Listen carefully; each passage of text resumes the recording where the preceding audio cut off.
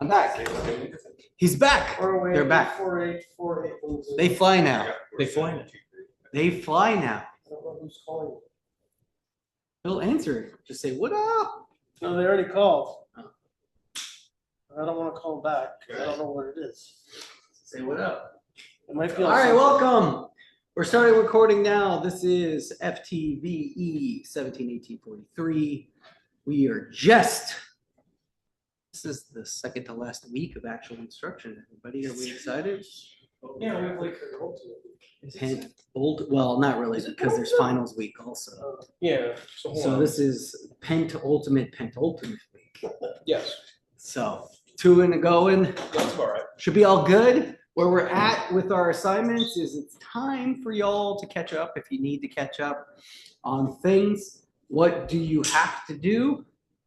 I would tell you right now, get a green screen assignment for the focus. Sorry. Green screen assignment, audio project if you haven't done that, and GAVTV newses. Those are all should be kind of in the inward areas. For those of you who might not have edited your GAVTV newses, you can go ahead and submit the ones that you participated in. How do I do that, Tim?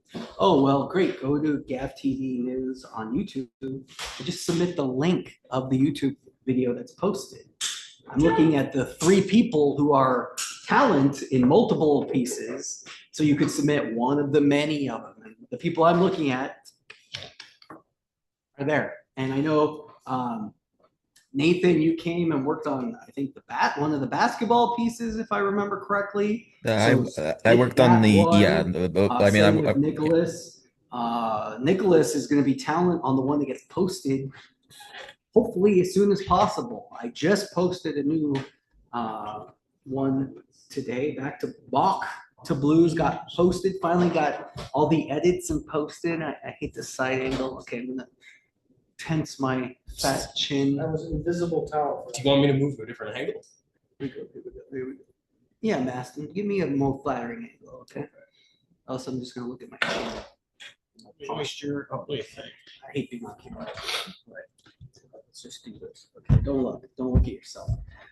I don't know about all you, but I must be some type of egomaniac because when I'm on a Zoom meeting, I only look at myself. I think it's also because you're. Is that just me? Most of the time, you're the only one with the camera on. Well, yeah, I'm the only one with the camera on currently. Willow! What is up? Oh, yeah, that's up. Oh. Super. There's Willow. ECU. What's up, Willow? How you doing? I'm sleepy. How are you? You're sleepy? Here, come grab a chair and sit down. We'll talk. Willow. What's the last good thing you saw? This is how we start every class is tell me something good you consumed content-wise, good, bad, whatever. I'm in my shoes. That's a good thing I It doesn't have to be good. It's just what's the last thing you saw? in like a film medium way. In any medium, we talk content. So it could be like, hey, I watched this really bad TikTok. And it'll be like, cool story, I'm not gonna watch it. I really like TikTok. I've been watching an anime called Sakamoto Days on Netflix. Sakamoto Days. Let's look that up. It's about like the best hitman in the world settles down and like runs a convenience store with his family. Yeah. Oh, I was not even close. It's very cute, very heartfelt. It's like pretending to be a shonen, but it's also pretending to be a slice of life show.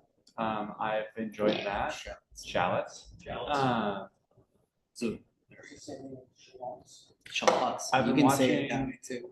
I've been watching Haikyuu, the volleyball anime, Oh, anime. which is also great. Haikyuu. Haikyuu, Haikyu. There we go. With 2 exclamation points. That's unique. It's great.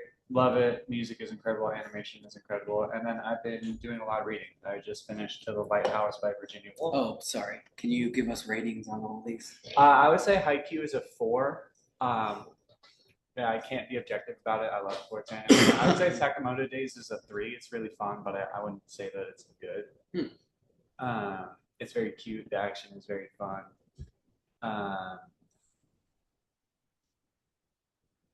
I would say that To the Lighthouse by Virginia Woolf is like a 5 out of 5 book.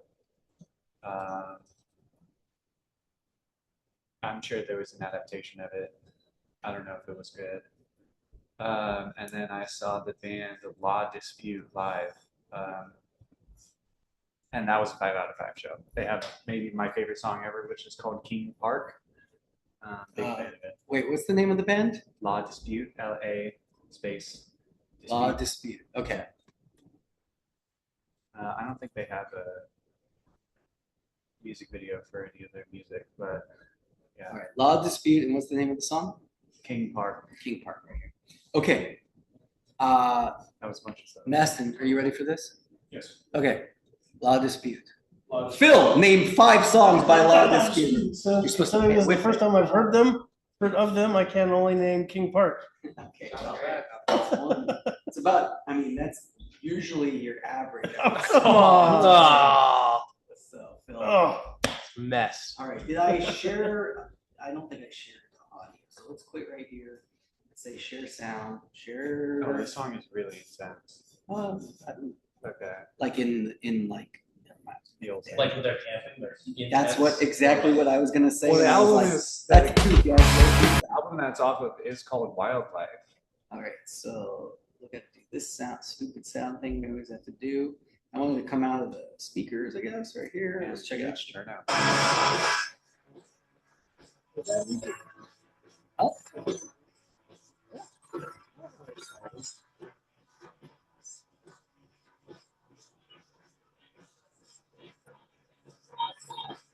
Okay. Yeah. Now I'm only gonna play just a little bit because I will get copyright stricken. I probably already just got muted right there. So maybe we could like talk over it. But here. We'll just lower this down and talk about it. Why do you like this? Is this like street? What is this called? What genre? Funk? Funk? I really love it It's not because screamo. it's I mean, it probably screamo isn't like a real genre. It's just what people call music that they're yelling at. Like I have said, and this probably will be my worst take, and I'll admit it, but You're not music. I don't like music. So this Like literally, like I'll listen to the song and be like, cool, and then I'll never think to listen to another song, again. So this band is great because the like composition of the instruments is really, really well done. And then the lyrics is like this dude writing this really interesting poetry. Oh. And the way that the lyrics kind of juxtapose with the composition of the music and at other times like works very harmoniously with it, I think it's incredible. This song is the best example of it. That's pretty. I mean, it's definitely catchy. I'm not like figuring out what the lyrics are, but we're also listening to it really quietly, trying to talk over it. You know that like for your, sorry, give me a second, but for your podcast, can you just play someone's song? Who knows? I'm starting a podcast. Hey, it's a music podcast. Let me just talk. Let me just play La Disputes, King Park in full. Can you do that? No, I don't think so. probably not. No. John, what do you think? Willow, what do you think? If you play it and then talk about it.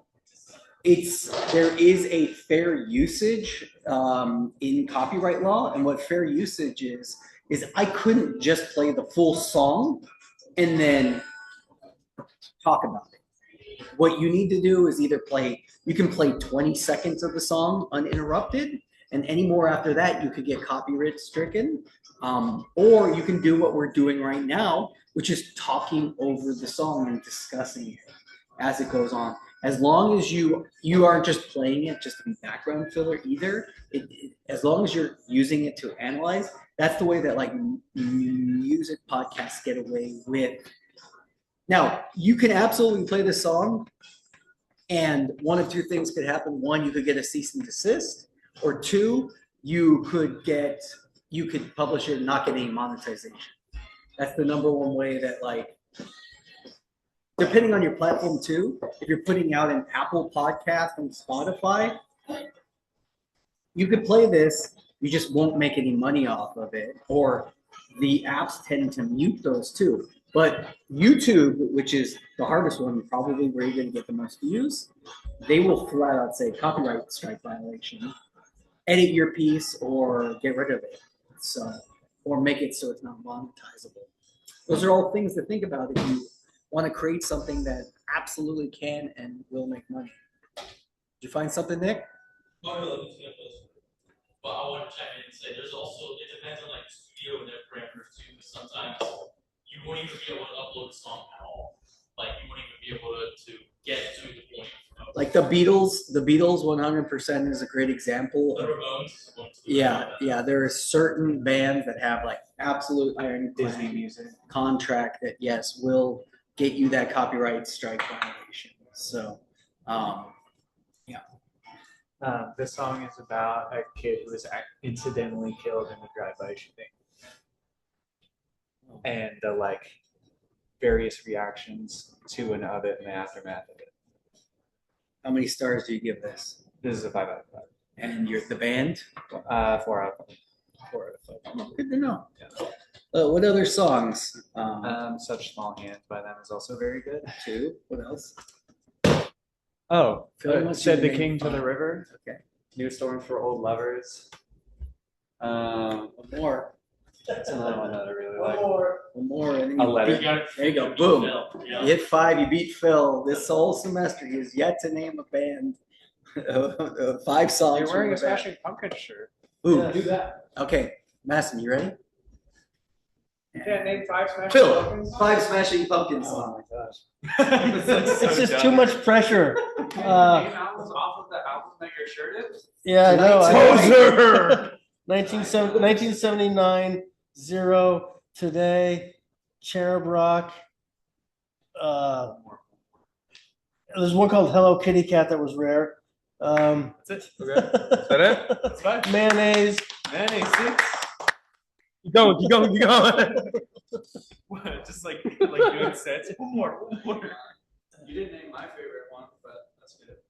What's your favorite one? Disarm. Oh, Disarm, that's a good one. Oh, Bullet with Butterfly Wings, Yeah. because I'm just a I've rat in heard a that one. cage. World is a man. Sit here to drain. Secret Destroyer. Hold you out. The only time I know music is from when I was in high school. And what do I get? I pay straight desire.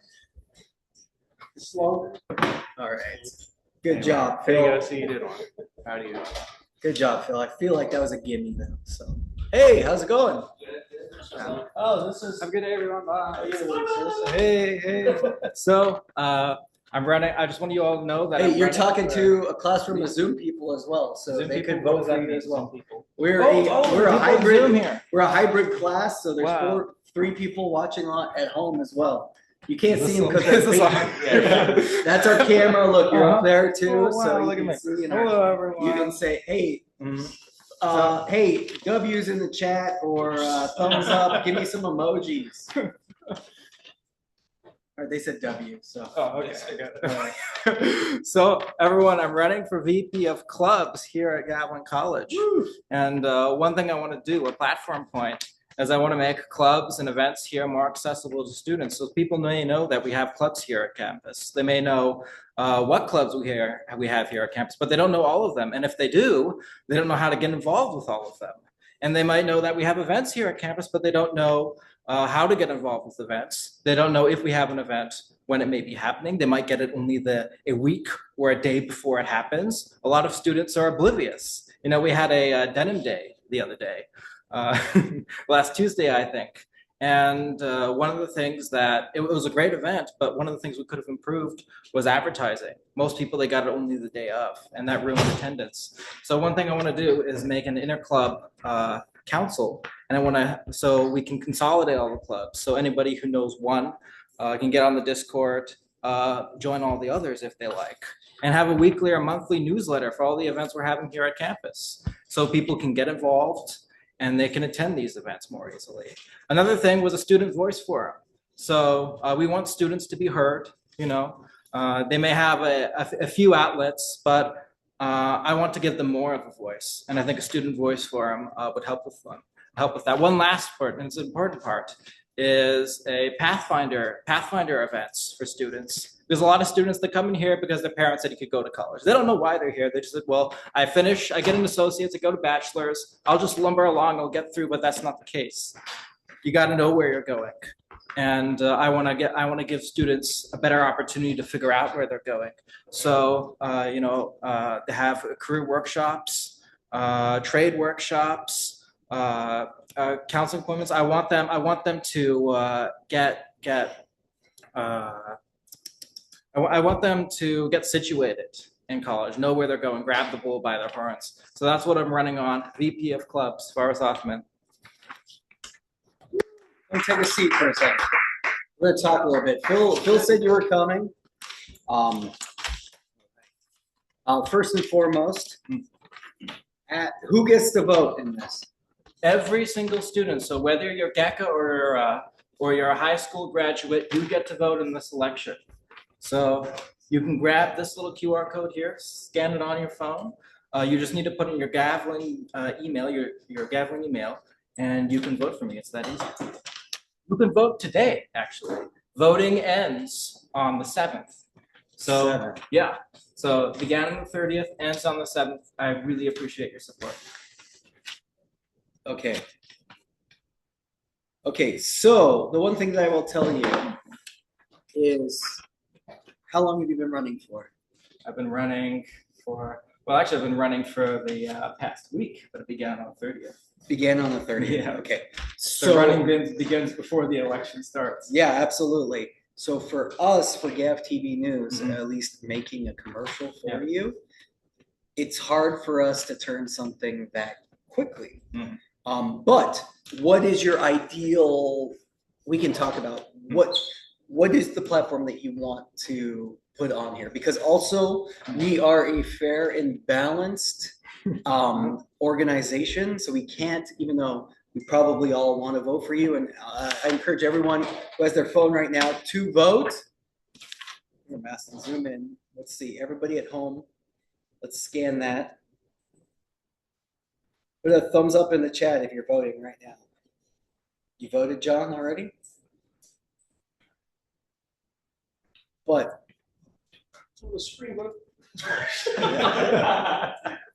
giving everyone the opportunity right here to get the QR code. This will also be on my YouTube channel, and we can clip this conversation out for you. Because if we did a GAVTV News, we'd have to interview all of the candidates. Do you have anyone you're running against? I have 2 students. I think they're both GECA students. GECA students running against you. Okay, so that's how GAVTV News. So we can't get you up on the big screen unless we do a fair and balanced piece. But we can use this platform, and I'm willing even to cut this section out so you can share it. Okay. So why don't you look at the camera and tell us why we should vote for you? Oh, well, I did, but I'll give you maybe a second spiel, and maybe for me personally. So not just my platform, but one thing you should know about me is that I'm very reliable. You know, if you ask me to do something, I'm there. I'm there early. I'm there late. You know, I'm reliable. I get things done, and I've got a lot of support because of that from the Student Senate. So you know Josh, you know Brittany, they voted for me, they endorsed me.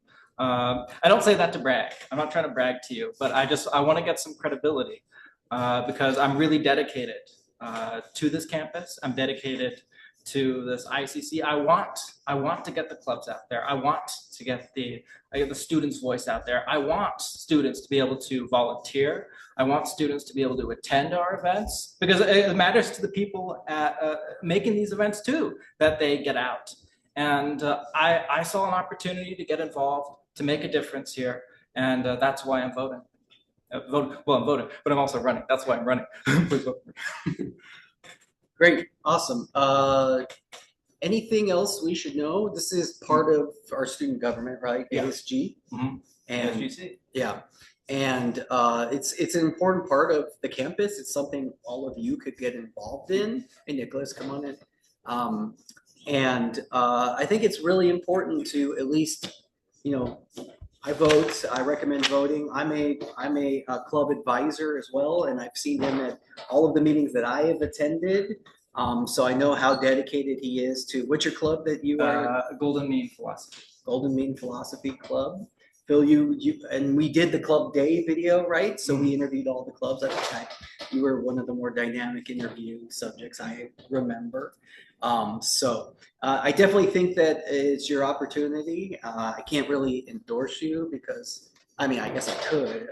I don't know if I'm not like putting my thumb on anything, but what I will encourage is everyone to vote.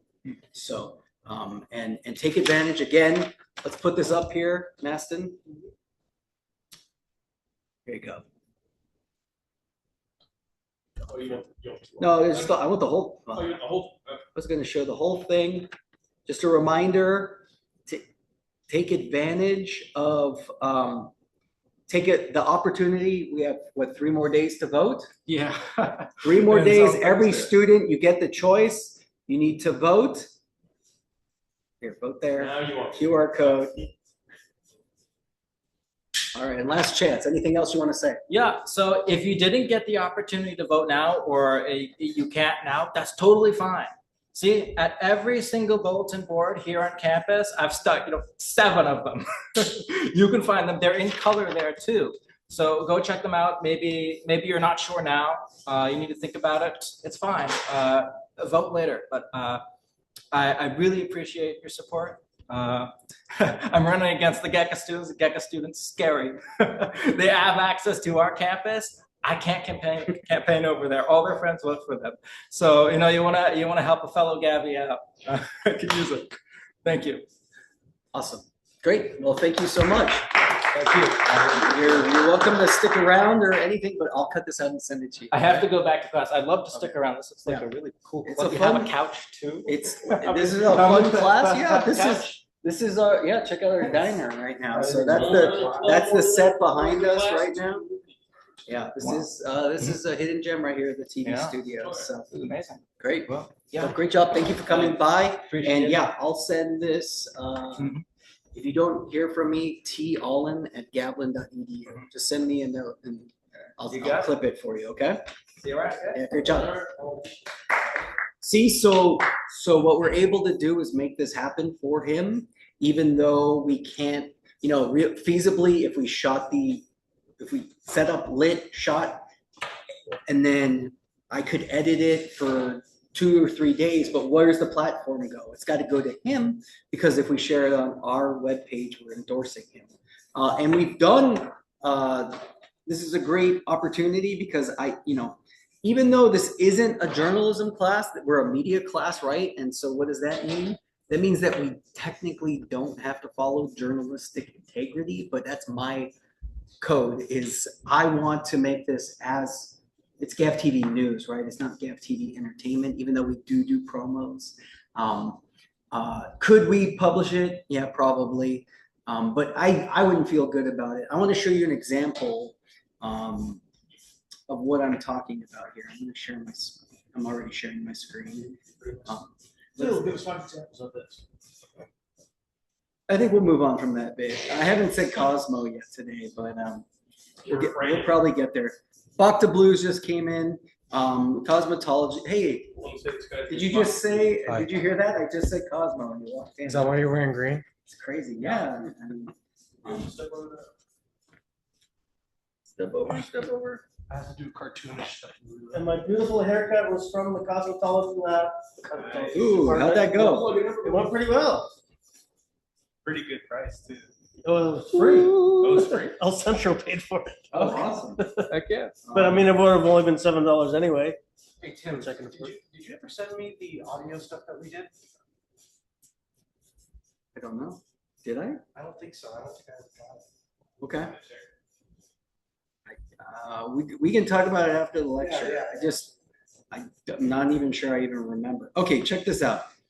So we did, a while back, we did the Board of Trustees, and we gave, check this out.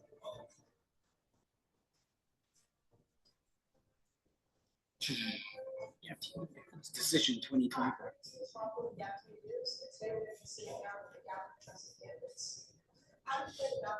Academic mission is financial sustainability. So GAVTV's academic mission is So we basically, the two people that ran came in and our reporter, Mia, asked a bunch of questions, asked the same questions to each person. We gave them equal amount of time. That's how you do our journalistic integrity, is we're not like pushing our thumb down to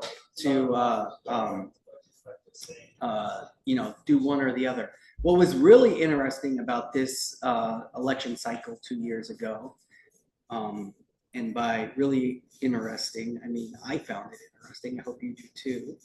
But let me find our decision. Okay, decision 2024. Let's see, where else is it? Hey, look, there's Martin. All right, maybe it's Gray. Oh, look at this. We even did the mayoral race where we had 15 minutes of the people who ran for mayor. And look, we wonder who won, right? No. Couldn't tell you who the mayor of Gilroy is? Well, Greg Boza right here won. So, and the students, Angel was there. Angel was the camera. We interviewed the mayor at the Luis Valdez thing, right? That's pretty cool.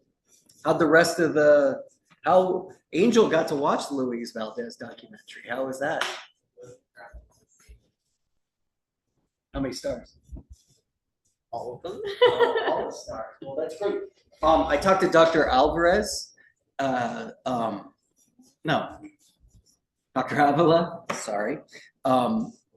He told me that he is going to get us a a film department viewing of the documentary just for film students. So, hopefully sometime next week before finals. So we're working on that. Right? Didn't get a chance. I know we didn't get to interview him, unfortunately. But Santi got to talk to him, right? How'd that go? He asked good questions? Yeah. Good. All right. So journalistic integrity is why I think that I would have liked to interview all the subjects. And turning it in 3 days is hard, right? I mean, if anything, we could make a promo just as vote and tell people how to vote, because I didn't know voting was up in 3 days. Did all of you know until we heard that? That's part of the thing, is like you could vote. Yeah. You didn't even know there were elections. And the biggest thing is he took a flyer. We don't even have the QR code anymore to vote. Okay, Phil's got one. So if you want to vote, and I recommend all of you vote. This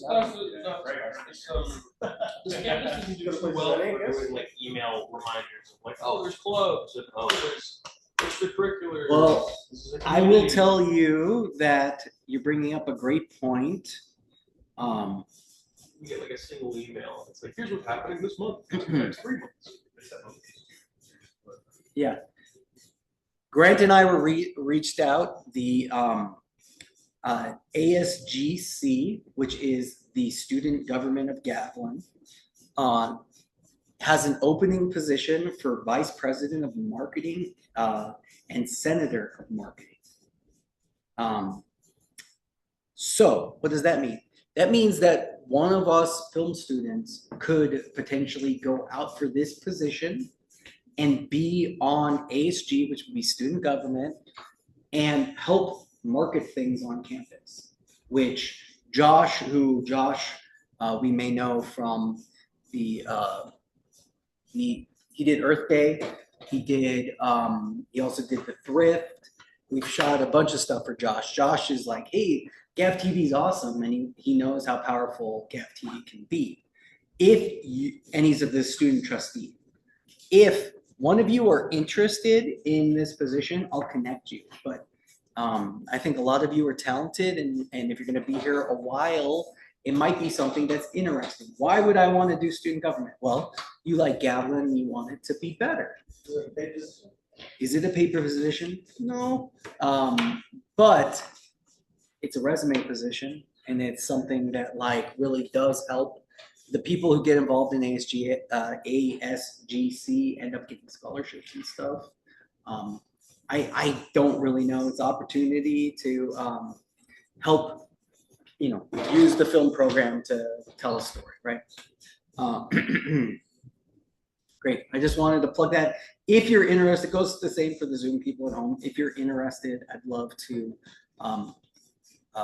connect you if you're interested. I don't know if it's part of the selection cycle, but I will. Hey, give me your flyer one more time. What's the difference between vice president and senator? I think a vice president is probably a paid gig. That's probably not for a student. Maston, what are you doing there? Okay. I don't know what you want. See that right there. Everybody, if you want to, take out your phone and vote right now. Nico, come on, vote. Scan right now and vote. You all have a G number. You can vote. Yes. I don't know any others. What? We're about to watch it right now, Marty. Hey, Marty. Marty looks tired. I feel like I'm losing my voice, everybody. Tim, I don't know anyone else that's on. Maybe they have something I want. I'm not telling you that you don't have to vote for Ferris. No, Faris? Faris? Yeah, vote. Save Ferris, right? All right. Do we all get it?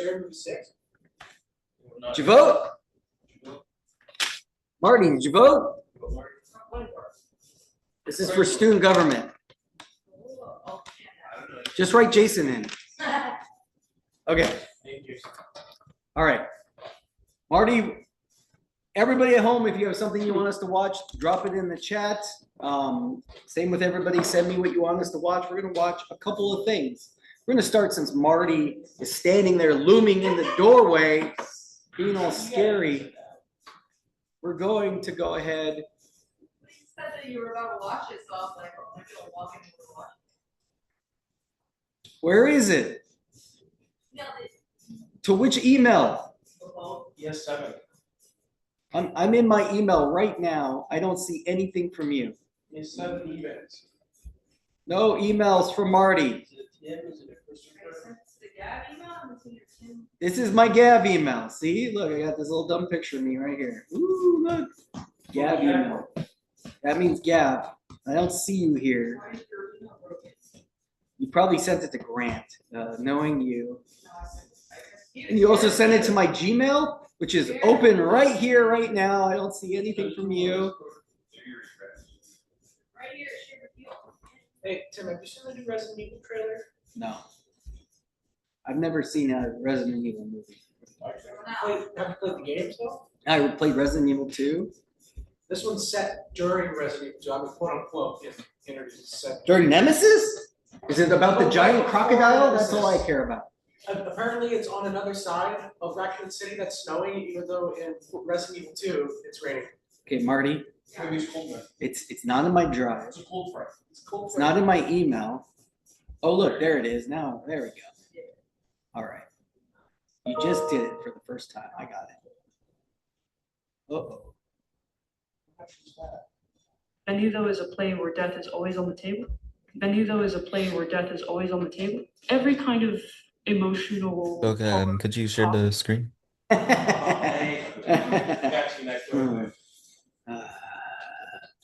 Yes, I will share the screen. I love sharing the screen.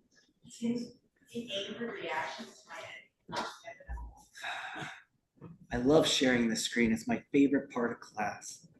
Nathan, thank you. I really do appreciate it. You're welcome. I was scared for a second. I'm not mad at you. I'm mad at myself. That's me being mad at Okay. myself. Okay. Because I will say, my very first Photoshop class, I didn't have a Nathan in that class. And no one was on the Zoom. And I didn't share the screen. And I had to re-record the whole lecture a second time for the online students. It's all right. You live, you learn. And here we go. I like how the video just immediately starts. There's no like ramp up at all. I took inspiration from the previous play from it does the same thing.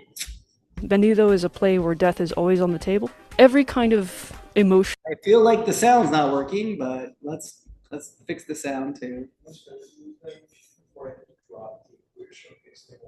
was putting in like not bloopers, but like. Benito is a play where death is always. What? Sorry, Maston's speaking to me. No, go ahead. I was just saying before I had. Do you know? I'm gonna stop you for a second. Do you know how I feel about bloopers? Have you ever heard my take on bloopers? Okay, You don't like them. you finish your conversation and I'll tell you I my thought you take would on bloopers. love bloopers. I thought you would have been really funny. But I do seem like a blooper kind of person. I do. I am a blooper. I do seem like a guy who might like bloopies, right? I think you would like it. But I was gonna say I was going to start this episode/video with funny little moments that were going on during the interactions. So like, we're getting to the point, but we also have like those funny moments where it's just like when I came up behind Angel and I was doing the like showdown thing, and then Baron forgets what they were gonna say, and then stuff like that. And then I was gonna start the video with that, and then every now and then there's gonna have to be funny little bits while also celebrating the event. Now, what's your opinion of bloopers? Hate them. Why? Hate them. They're like inside jokes for the people who made the thing. They're never like Will Ferrell has to be like on a plateau. And even the bloopers on like a Will Ferrell thing isn't that funny. Like if it was funny, they would have kept it in the movie. A blooper, haha, we messed up. As people who are on set, how fun is it when the actors mess up? It's really fun. Yeah. Yeah. Yeah, for the people on the set. And it's like, oh yeah, remember when they said this thing? It's like these bits that you all do for the BTS. It's really fun if you were on set, but if you're at home watching you do these bits, it's not so much fun. I've seen people, I've been in movies where the bloopers got more laughs than the movie. It's probably a bad Do you movie. think the blooper I put in funny was accessible to everybody because he was literally speaking the lens too? I think everyone. I think that's accessible. Did I think it was funny? Didn't get a laugh in the audience. It's not. I love. I think it's worth. Yeah, you had a juiced row. I was gauging all of the laughs. Maybe you got a laugh. I don't know. I'm anti-blooper. FYI, I also am a college film professor who has film students of all caliber, and sometimes I get films where the bloopers are longer than the movie. So one blooper I can stomach, but when it's like I have to watch, like even 2 minutes of bloopers, I'm like, okay, I get it. You couldn't say this line. Okay, hilarious. The best, funny. That one's good. But the editing, I mean, that one is, honestly, I think that one's saved by the blooper. I think there is an exception to the rule. But I will tell you, bring me a blooper and it better be funny, or else I'm gonna sit there and be like, oh cool, he licked the lens. Yeah, I got it. I think it's crazy that you're not gonna laugh at Daniel scratching his balls for 5 times at the end of the At the end of I didn't do it. I can't believe you're not gonna laugh. There for that, a little bit scared. That's not what you're talking about. Are you not gonna laugh at Daniel scratching his balls 5 times? I mean, is it gonna be in the piece, or is it gonna be? Is Gonna it be- just gonna be bloopers at the end? Oh, what if both? Because It's gonna be in the piece here if I will. That's every take. that is every take. Daniel did 1 take without it, and then every take after that was him scratching his balls. Like it was the actual scene, then it's just balls. All right, Sorry. All right. I was cool. talking about dance practical. Can't wait. I can't wait to see bloopies. Okay, so go ahead. I will tell you, I judge bloopers extremely critically. Okay, See Cannonball Run, those bloopers are great. Cannonball Run. I haven't watched that in years. I'll have to trust you for it. But I mean, Dom DeLuise and Burt Reynolds are on a different plane. I hate those. 100%. The Pixar bloopers are the least funny bloopers of all time, and might be the reason I realized I hated bloopers. No offense to Kachow right there, but does Cars even Cars doesn't have it? They're not good because they're like fake bloopers too. It's not like they're staged bloopers, so it's like So they're just kind of promoting. Cars has bloopers. Yeah, at the very end, there's bloopers. I don't remember. Did they not just animate mistakes that they made? Like, are they staged? They're not mistakes. What are you talking about? They're like literally written. They're staged. Like, oh look. They animated the actual mistakes from Lion King. I don't know what you're talking about, but Was that not the entire film? The one that happened? I think the best bloopers of all time was in Rob Zombie's Halloween. That is hilarious. all right, Nico. Okay, cool. I'll trust you. I'll take your word for it. Seeing Malcolm McDowell be terrified of a 7 foot tall Michael Myers will never not be hilarious. That was great little blooper.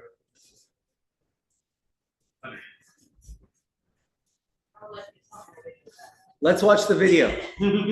That's what we're here to do. Sorry, you got me on the blooper tangent. But if you want to make your final movie for this class all bloopers, I mean, boy howdy, that'll make me happy. If it's funny. Oops, all bloopers. Oops, all bloopers sounds fun. Benito is a play where death is always on the table. Every kind of emotional, hard topic is explored inside this play. How does it feel to be I'm going to stop it right now. In fact, I shouldn't stop it. I will tell you one Benito is a play. pet peeve of mine, Marty, is the fonts don't touch the edge of the screen. They should float a little bit over here. There shouldn't, like, the way I design the fonts is because I'm old and okay. See how the white touches the literal edge of the frame? The graphic, yeah. This right here, everybody, is the font. The graphic with the fonts, in live news TV, you call that the font. Okay? So I say font up, this whole thing pops up. I love the animation, that was cool. Personally, I would move it like this much over so that we're not touching the edge. I like this space. You hate this space. Make a case for it. It feels like it's all set. It feels like it's all set on purpose somehow. I need to close the all set. I will tell you that this one, I'm not going to argue too much because I realize this is an old person thing that's going on with me. Now, as the old person that I am, I grew up in an era where my TV had what we call title safe. Do you know what title safe is? So title safe is the concept of the video that we're outputting is being projected onto tube television. And the tube television, unlike this screen right here, well, actually, look at your screen right there, Marty. The G is cut off, right? It is not cut off. It's your perspective. It's my perspective. Now, it could also be the fact that maybe it's just not the right resolution. G is not cut off.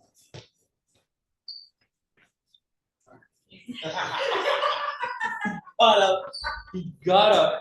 There is a certain amount of crop, though. I will tell you, there's less white on that screen than on this screen. And why is that? The border actually eats up a couple of pixels, right?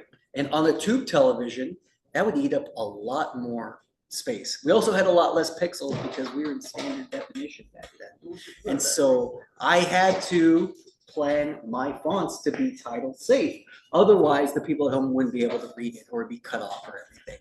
So all of my fonts are designed to float somewhere in the middle. What'd you say? That's what we did. We finally did do that, but I'm old, so I'm used to that. So okay, let's watch this and then I'll go through the notes. I'm doing a disservice to your piece.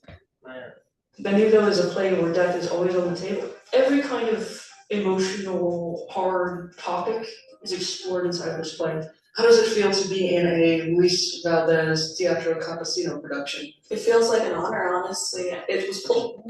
All right, multiple I'm sorry, I couldn't help but stop. Okay.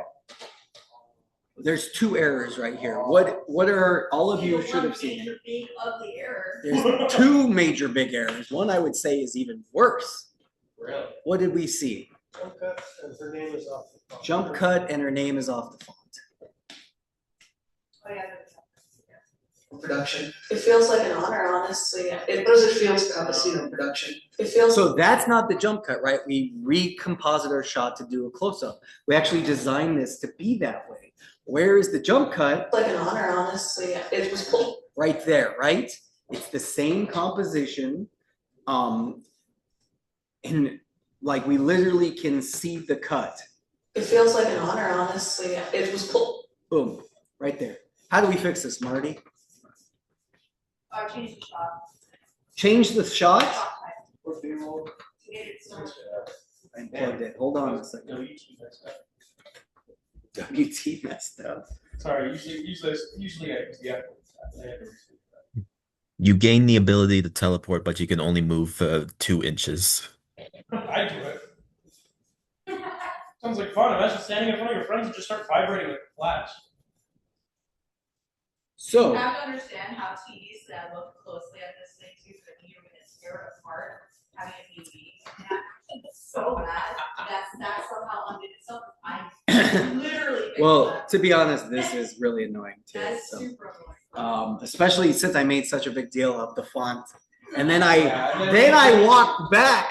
I walked back and said, okay, I'm not, you can't be that mad. Okay. But I was ready to tear this apart also. I'm So, mad. so the jump cut, okay. We said the way to do it is change the composition of the shot. So go back to the wide. You could go into the close, back to the wide, or B-roll. You should have a significant amount of B-roll. You were a little tough. Well, let's keep watching. Yes. Yeah. We made it 14 seconds. Didn't you say you were gonna save it till the end? I was, but that was a major jump cut. It was bad. Yeah. How does it feel to be in a Luis Valdez? Let's fix the stupid audio. And am I sharing? Nathan, shout out. Am I sharing? Yes. Thank you. Teatro Campesino production. It feels like an honor, honestly. It was pulled in the archives. It hasn't been seen in a long time on the stage. So I think it's a real honor to be able to be putting it on stage, especially with this great group of people. Most of the characters are based off of real people. You know, Tiburcio Vasquez was a real guy, so was Sheriff Adams, Sheriff Roland, Edgar Leyva. This is a show following one of the last bandits of California, Tiburcio Vasquez, and we just follow basically the final moments, or the final months of his life as a bandit in California. Tiburcio Vasquez was the last man to be legally hanged in the state of California. It feels like such an honor to be able to make this production come to life, and I'm really, really excited to see it once it's finished. I am the director of this year's student production, Bandido by Luis Valdez. It's the first time that I'm directing a play by Luis Valdez, and I get to do it here at Gavtv College, so it's kind of a full circle moment for me. I started as a young performer with Teatro Campesino, which is founded by Luis Valdez, almost 30 years ago. So it's really, really beautiful to be able to direct this particular project in this particular place. What is your favorite aspect of this production, whether it be a set piece, a prop that you get to use, another character, your own character? There is one part of the play where there's a lot of moving parts and I'm interacting a lot with other characters, and I think interacting with other actors is really fun. I think the audience will like it a lot. Guns! We got guns, and we also have a palace of pleasure. So, whatever props and set pieces you can imagine in the Palace of Pleasure are also very interesting. I enjoy how over the top some of the characters are. It's just super fun to see all my castmates giving it their all and going above and beyond and just really creating these dynamic but still nuanced but hilarious characters. I have to say, I really love the songs. I think the song and dance numbers are probably my favorite part. It's not a musical, it is a play with music though. So, you know, you watch a musical and they just don't stop singing. This play has songs, but it also has a lot of dialogue as well, so you get a little nice mix of both. Why should people come see your show? People should come see our show because we work so hard on it and it's very, very entertaining. It's a fun show. It's funny. It's got great music. Everyone's done such an incredible job. I think people should see it because it kind of like tells like a piece of history that's not really taught in schools. I know I've never heard of Ftve Vasquez up until college, and I think this is a great way to kind of get TLDR of the entire story. How grounded it is in our local community and state of California itself, and how rich it is with our local history. And I think it can teach you a lot of lessons about the places that you've grown up living in and around, and just teach you a lot about our history and our backstories, I guess. Yeah. This is a very high honor being able to perform this specific show. Many people have had the privilege of doing it. I think people should come see the show because, like I said, it's something pulled from the archives, hasn't been seen in a while. I think it's not only a big opportunity for us as a cast, but as well as for the public to come and see something that was written so long ago and still so relevant today. My favorite part about this Gavilan Theater by far is the community. Everyone is so willing to work together. There's so much heart and soul put into all the work that we do. There's going to be music, singing. It's great to see that we're all coming together as a community to build this thing. My favorite aspect of the Gavilan Theater program in general, I think, is the group work, the dynamic that we have of working as a team. I think it's always fun to see how a group of people can work on something together and see the finished product is something that's really rewarding. I love working at productions at Gavilan College because we have an amazing space and we have an amazing group of people to work with. And I come here and I am just filled with so much joy and pride with the work that we do. I really appreciate the community that we have together as a cast and crew. Just all the people you get to meet and learn from, not just the director and stage managers, but also your fellow actors teach you so much about theater and how to do a good job and how to be a community. It's very inspirational. But we have a show May 8th, May 9th, the 15th, and the 16th. So it's 2 weekends. And a matinee show on the 16th at 2 p.m. Anything else? I just want to shout out Isabel for being such a great director. Her determination definitely inspired a lot of us to just keep pushing through the show.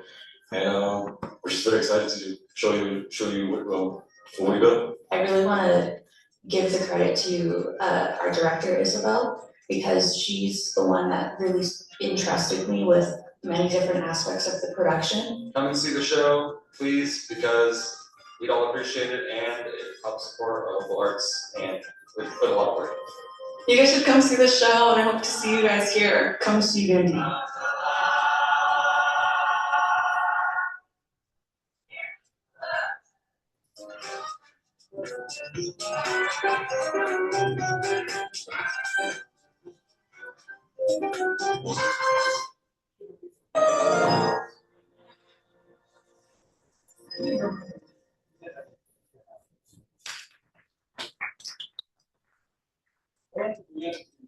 All right.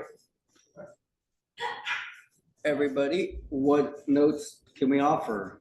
There was one, I don't know if it matters. Christian doesn't have a last name. Yeah. Or Christian's last name wasn't showing up. I don't know. He did not provide a last name. Oh, okay. He's like Christian, just Christian. Okay. Okay. I mean, yeah, that's what you do, you know? It's kind of like Madonna. It's like a share. What other note? What do you think, Nicholas? And with Christians also. Yeah. It's very to see it. You thought it was fine? Critiques? Positive, negative? What?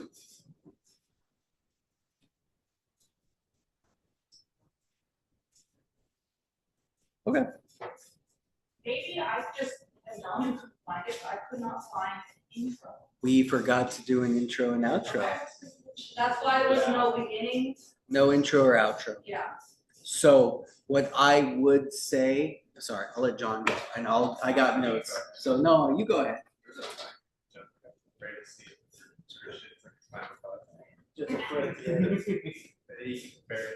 Yeah, like it's you blink and you'll miss it kind of thing. Please, because we'd all appreciate it and it helps support our local arts. And it was before that? Yeah.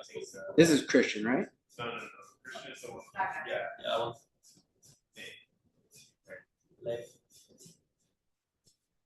PM.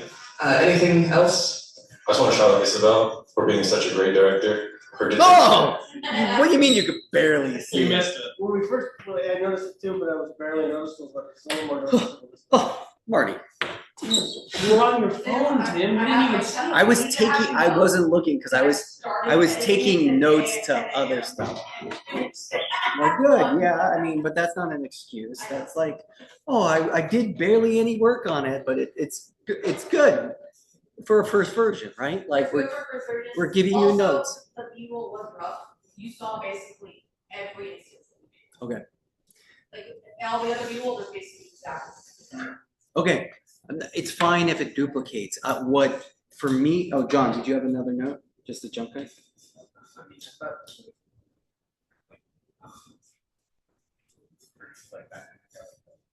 Yeah, it works in jumping in and out, cropping in and out. We shoot it in 4K so that we can crop in and out. That's a really smart way to hide edits as well. For me, I definitely want to see B-roll at the start. Like, even if you have to like harvest it from somewhere else in the past, I think we go the first minute before we see a single B-roll. Yeah.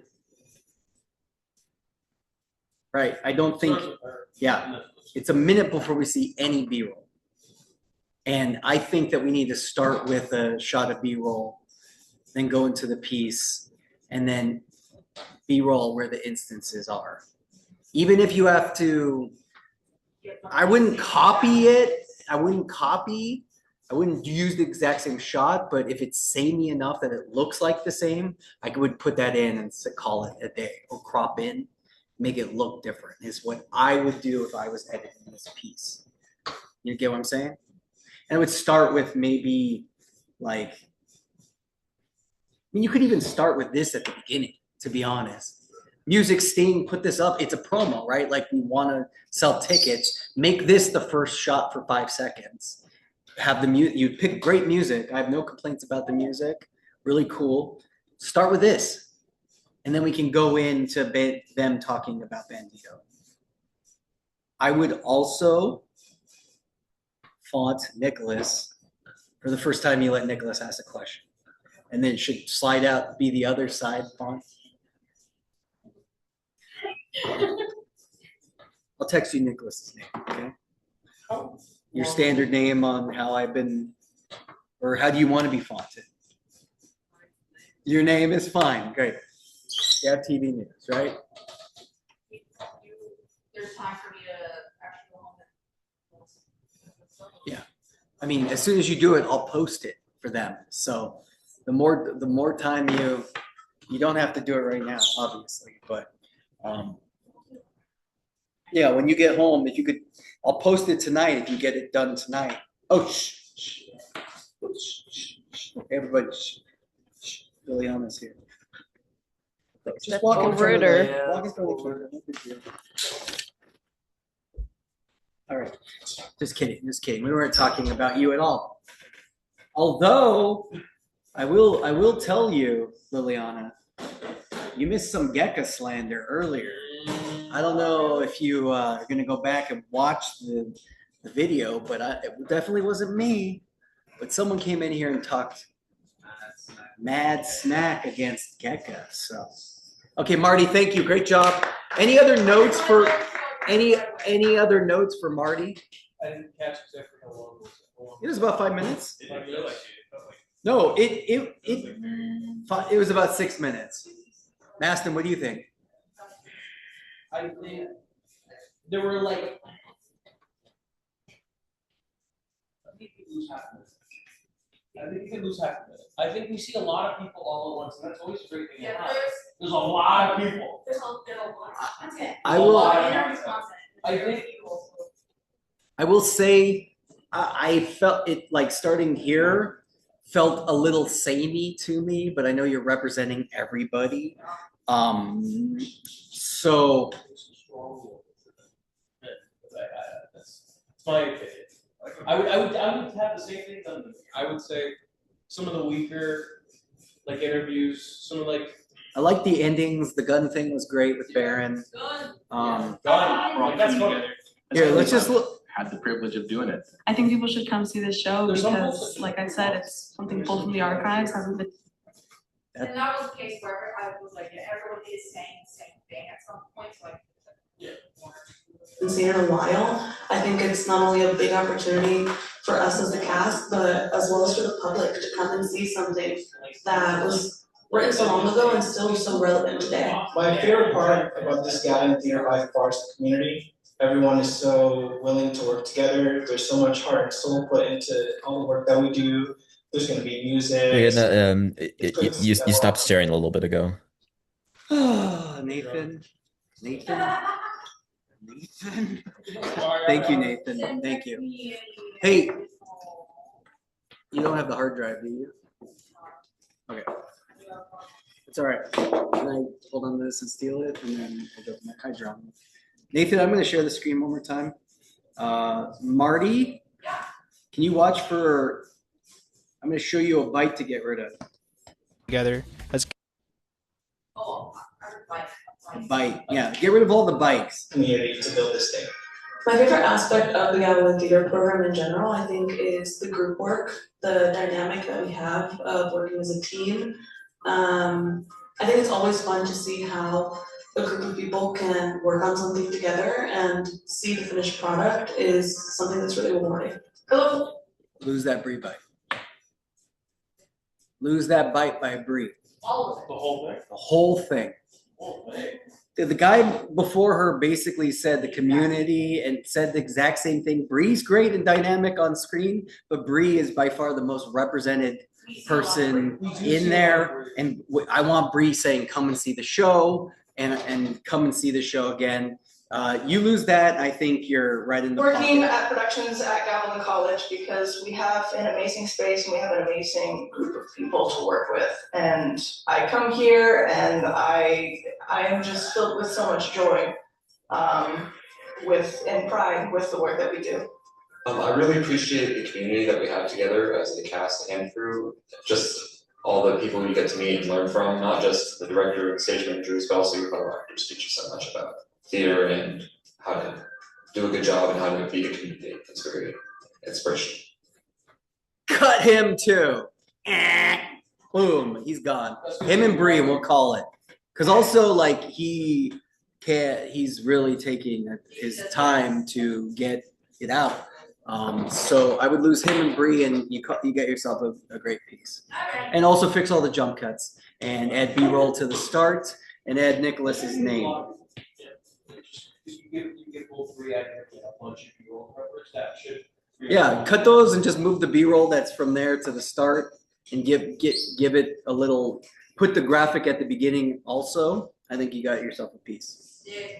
Thank you, Marty. Great job. Woo! All right. I'm stopping sharing right now, Nathan. Remind me when I forget to share. Just a second. You're not sharing. All right. That's the benefit of this class, to be honest, is to watch something, get initial feedback from all of you who have seen the good, the bad, and the ugly. We were there for the shoot. We know the content. Maybe we don't know what B-roll we per se have, but there really is a value to sit here and watch something as a group and offer constructive criticism, because ultimately all of our pieces are better for it. It makes us all look great. And it affords us opportunities. Just think that, like, Santi got to be on stage with Luis Valdez, the director of La Bamba and Zoot Suit and Teatro Campesino, civil rights leader, 85-year-old icon in the local community. And do you know why Santi got picked? Was it because me and Grant are like Santi? No.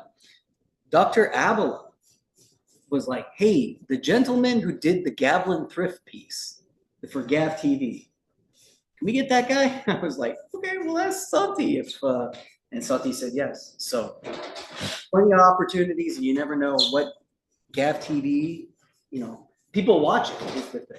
I mean, our YouTube, we might not be Mr. Beast yet.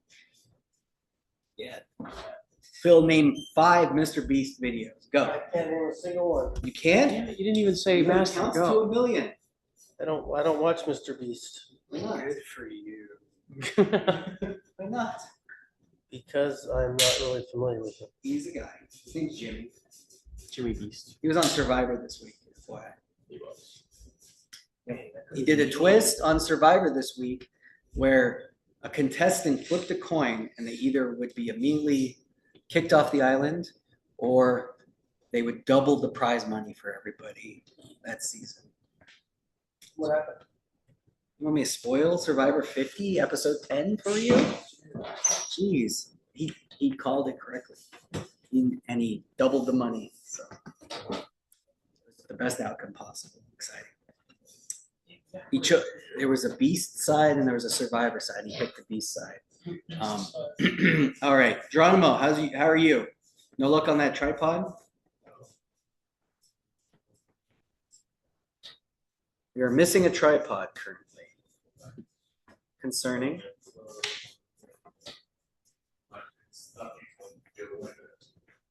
Are you sure we're not counting one? Because one of them has a broken divider. And I think we took the divider off.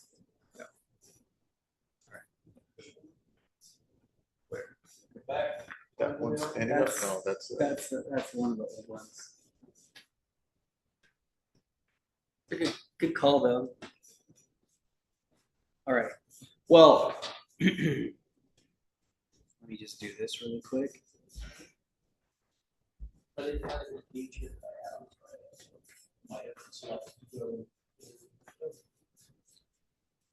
Too bad. Okay. All right. Let's watch another video, shall we? Watching videos is part of it. Nathan, I shared just for you. Thank you.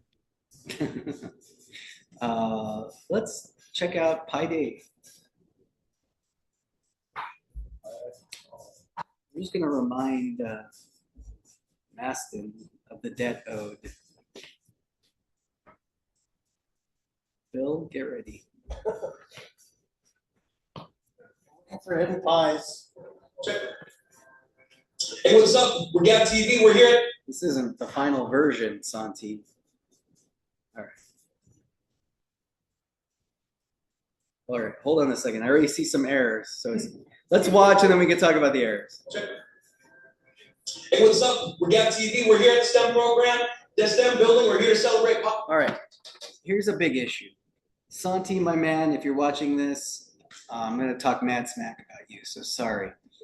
Santi has a problem where he names the files exactly the same file and then saves it in a different location and then sends me, here's the updated version, and then sends me the exact same one. And I'll be like, yo, dude, you sent me the exact same thing. So this one's called Pi Day Final. Let's see if it's the same one. Hey, what's up? Absolutely. Why would he say check? Why would you include that? But okay. Check. Hey, what's up? We're GAVTV. We're here at the STEM program, the STEM building. We're here to celebrate Pi Day. So take a look.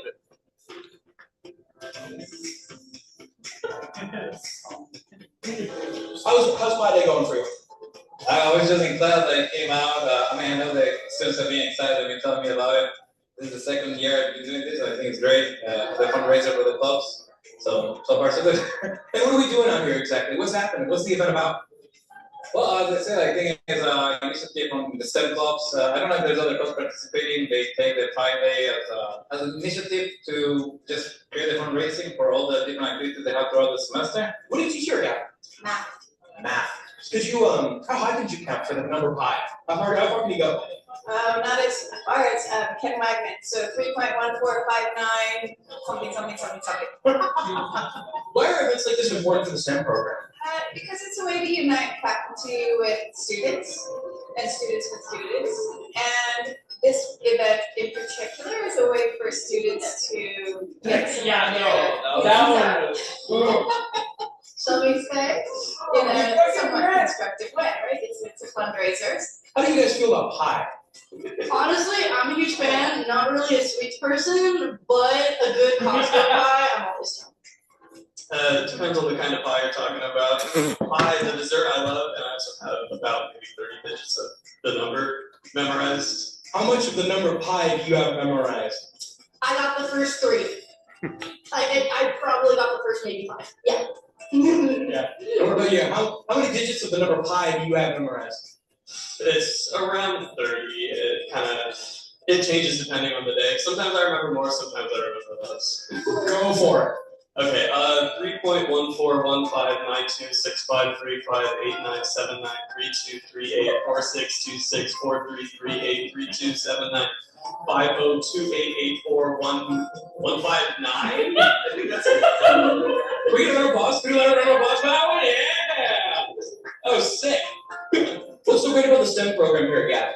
I mean, I think that what makes the STEM program great is like the same thing that makes Java great, which is like this sense of community, how the students come together. I mean, of course, we focus on the academics and getting math, physics, engineering, and all this stuff. But I think that makes hold on a second. The academics and getting math, physics, engineering, all this stuff. So What's this called? The academics and getting. Do we all see it? What's it called?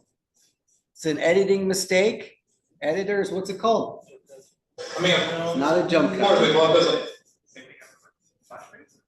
Boom. There you go. Flash frame. On the academics and Why is it a flash frame? It's literally one frame of black right there, right? So. Of course, we focus on. Well, it could also be a flash.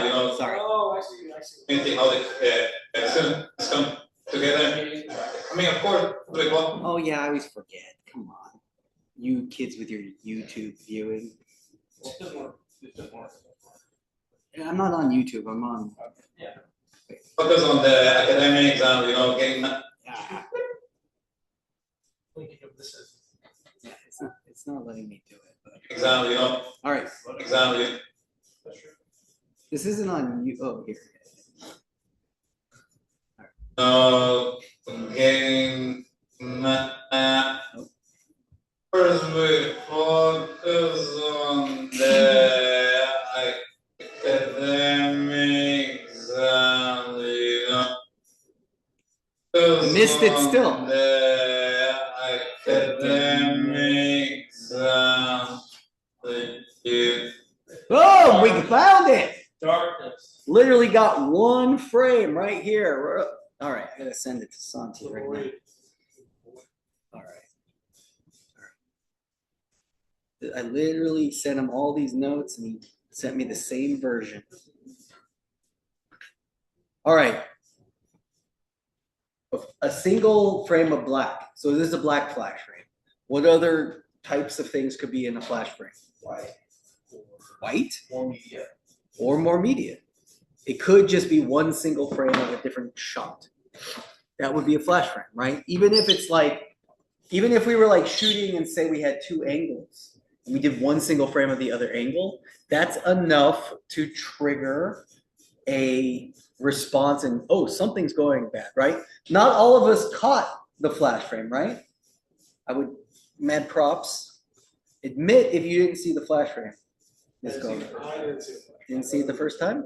You blink, right? Like you blink and you miss it type of thing. You got it? You felt it in your soul? Yeah. I will tell you 100%. I was texting Santi and out of the corner of my eye, I was like, what was that? And that's like years of like being triggered by barely. It's one of those things, blink and you miss it. And maybe I've missed others because like literally a blink and you would miss that. So let's just watch again. Let's pay attention to flash frames because these are the like really, really refined things where I'll watch an edit of something I edited years ago and be like, oh, there's a flash frame. How did I not see that? I edited the piece a million times. Easy to make an error, especially if you take something out and you like rubber band it together and maybe you cut the audio 1 frame off of the video. That would affect your, or you move B-roll. That's like 90% of Santi's errors is when he moves a B-roll and then he doesn't go and check. I will tell you that the best editors do the hardest thing possible. Do you know what the hardest thing possible is when you're editing your video? You watch the same thing over and over again. Well, yeah, that's what you do. That's what you do when you edit. But you know what the very last thing an editor should do? No. What? export it and then watch your exported version. I will tell you, if I'm lazy, I'll just send out a link. But guess what?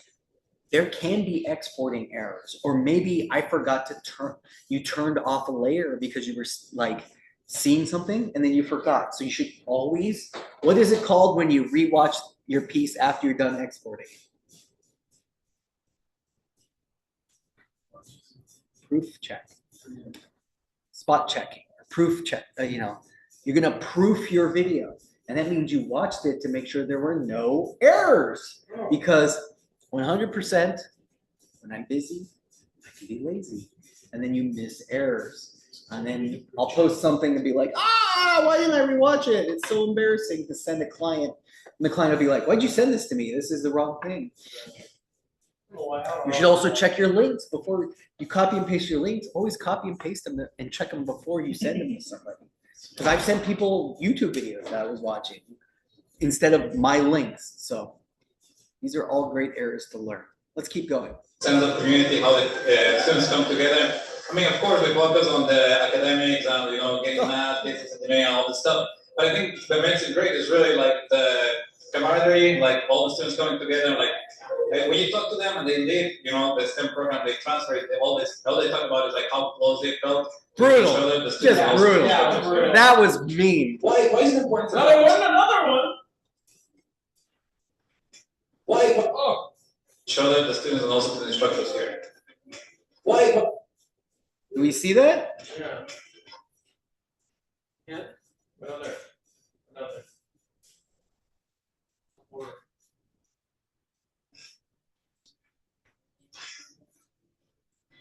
Oh my God.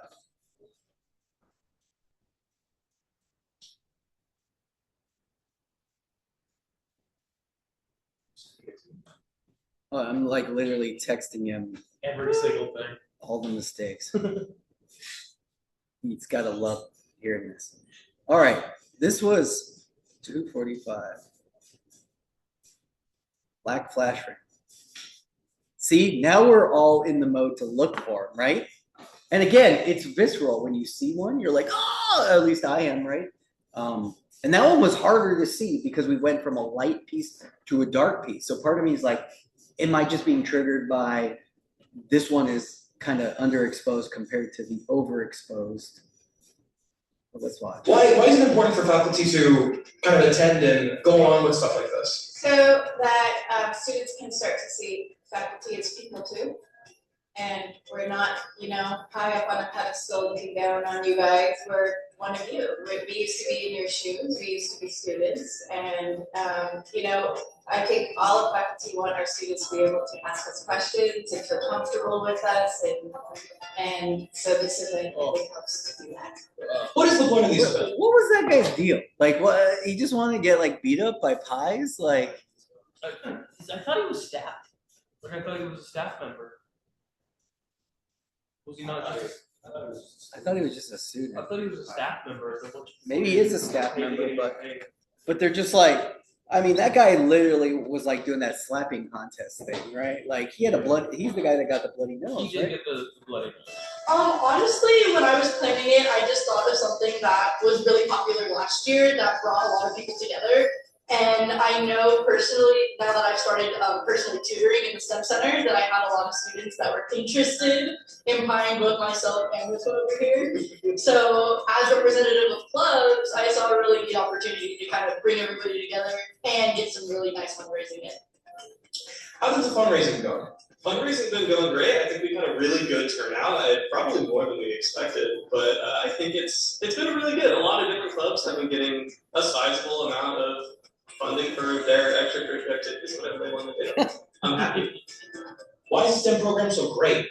Gosh, how much time do you have? So one reason why it's great is because Gavilon, I think in general, is a place where students get a lot of attention. And especially in our STEM programs, we have like a community here. The Math Lab and the STEM Center are kind of the heart and soul of our community, and it's where faculty and students meet and gather to work on things and to chat, get to know each other. I think one of the things that makes STEM really special is we have a lot of opportunities for our students. and our faculty members are very willing to help our students learn. So tell us a little bit about the. No, I didn't even see that one. Blink. Oh my gosh. Help our students learn. No? One of the things that makes things are to chat, get to know each other. I think one of the things that makes STEM really special is we have a lot of opportunities for our students, and our faculty members are very willing to help our students learn. So tell us a little bit about the STEM program here. So for me, a big part of the STEM tutor space is just really having like a community on campus. We have both the Math Lab and the STEM Center. And so we have a lot of really capable tutors, not to toot my own horn, but we also have a lot of our professors constantly circling, helping students. And so I think that's a really big part of the STEM program, having access to your teachers and help both in and out of class. It's really important. And why do you think the STEM program is very important here at GAV? It's a community. It's I would say one of the best spots on campus to meet like-minded people in your major or in your classes, that kind of stuff. It's a great spot to make friends. I've made so many friends here on campus, and it's great to get people of yourself. Are there specific hours to start? I didn't answer this one. What are the hours for like the stuff? Both centers are open 9 to 5 Monday through Thursday, and then Fridays is 10 to 2. And Saturdays 10 to 2. And Saturdays. Just for the math one. Saturdays are 10 to 2. What are Well, it's a pretty event. Just for the math one. Saturdays.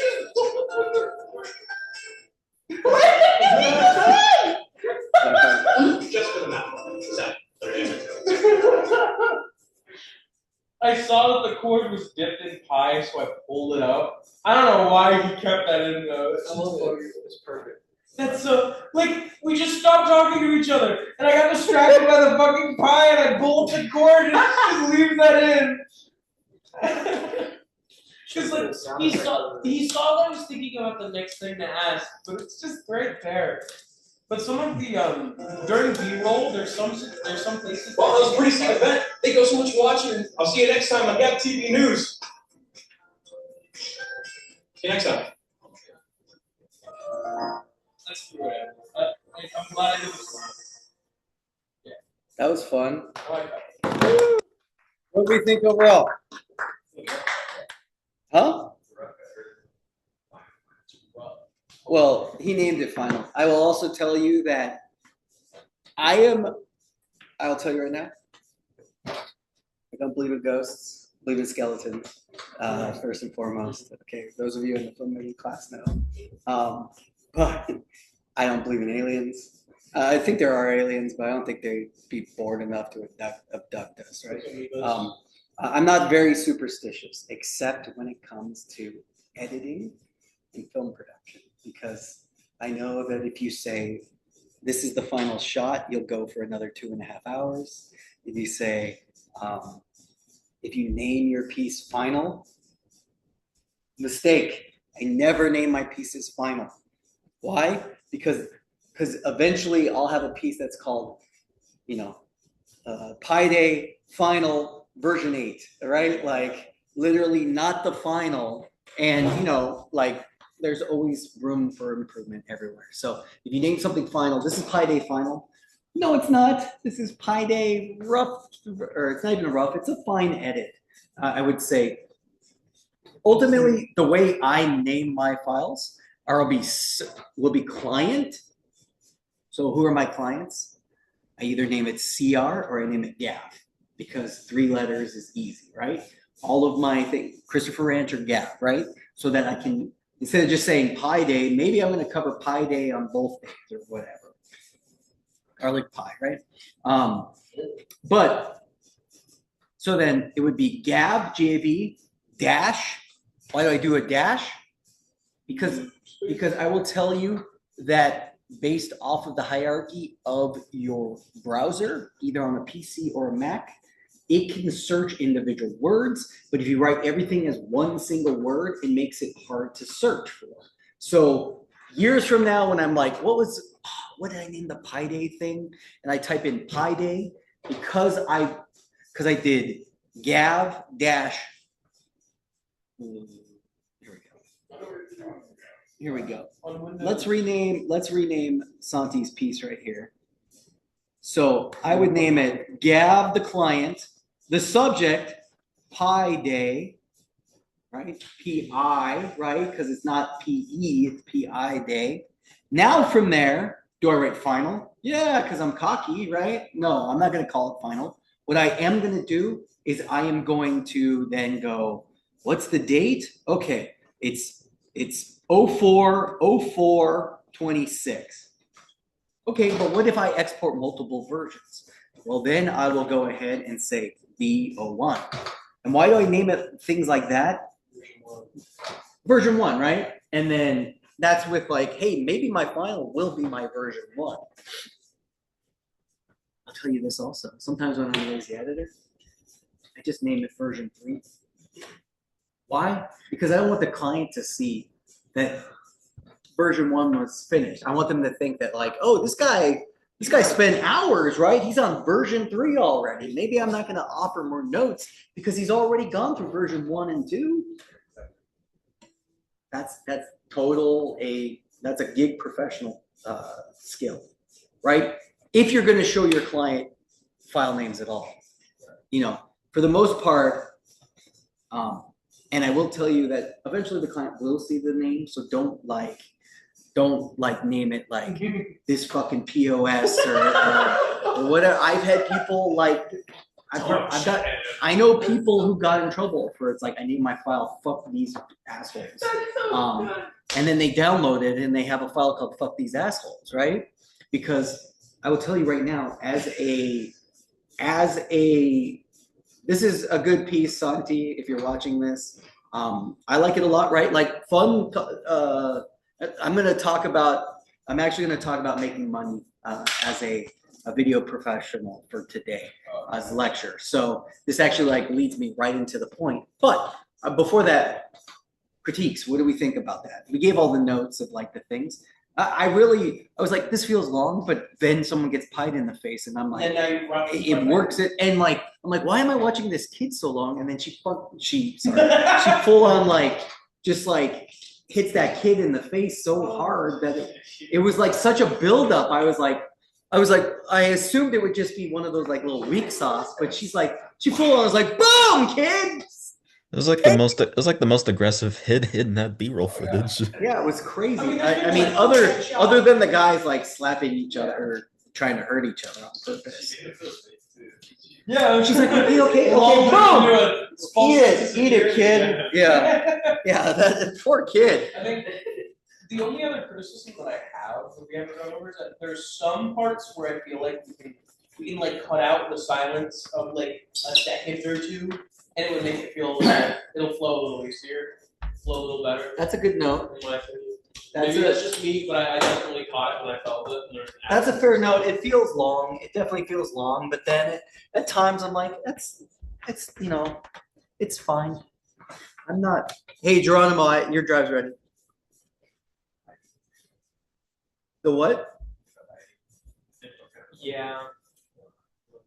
It was blown out, right? But this was in March and we were still learning, right? We did that. We shot this during class. And why was it blown out, John? Huh? You weren't on camera? No, but like just looking at the situation, the lighting situation, what was blown out?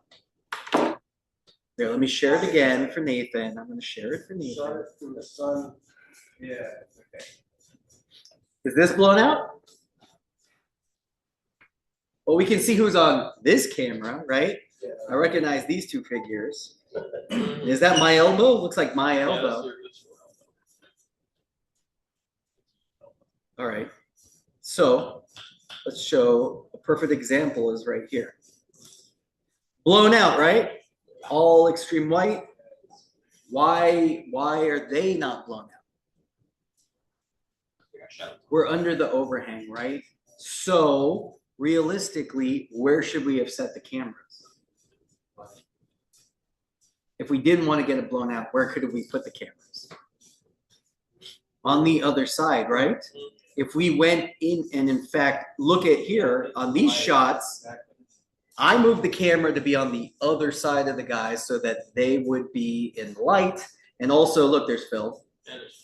Phil, you're wearing the same shirt. It's a good picture too. It's good quality. And I saw me too. I saw me in the shot as well. Oh, there's Bree. Look, we can see Austin there. Look, everybody's represented. Look at that pie. But these aren't blown out because we shot towards the darkness. Now, why do you think with these pie shots we didn't shoot towards the darkness? Because they weren't in the light, I suppose. They just were all underneath the overhang. If so, essentially, I would be standing over here shooting the reverse, right? So if I'm shooting the reverse, what am I seeing?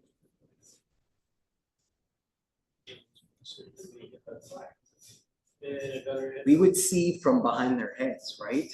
So we want to see a person get hit in the face in the pie. So we sacrifice the blown out shots in order to get this content here, which makes, even though the shots are blown out, it makes it worth it. So the things that we can control and think about are, you know, is this blown out? This is blown out, but I think this shot is okay. Yeah. Okay, we could have reversed the shot probably and put the camera on this side shooting this way, but we did that for this shot. Now, which is a better lit shot? This one or the other one with the two? Yeah, Liliana is pointing, which doesn't help Nathan and who can't see you. But Liliana is pointing saying this is a better shot. I agree, because it's less blown out. Even though we have some blown out area up here. Why? It's just because we're working with sunlight and we can only control the light so much. And we're going, when you shoot videos like this, especially documentaries, you're gonna have to sacrifice perfection to capture things that are happening in the moment.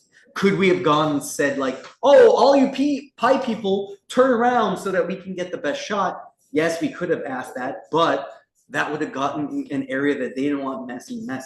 So we came in as documentary filmmakers, tried not to affect it as much as possible just by being there.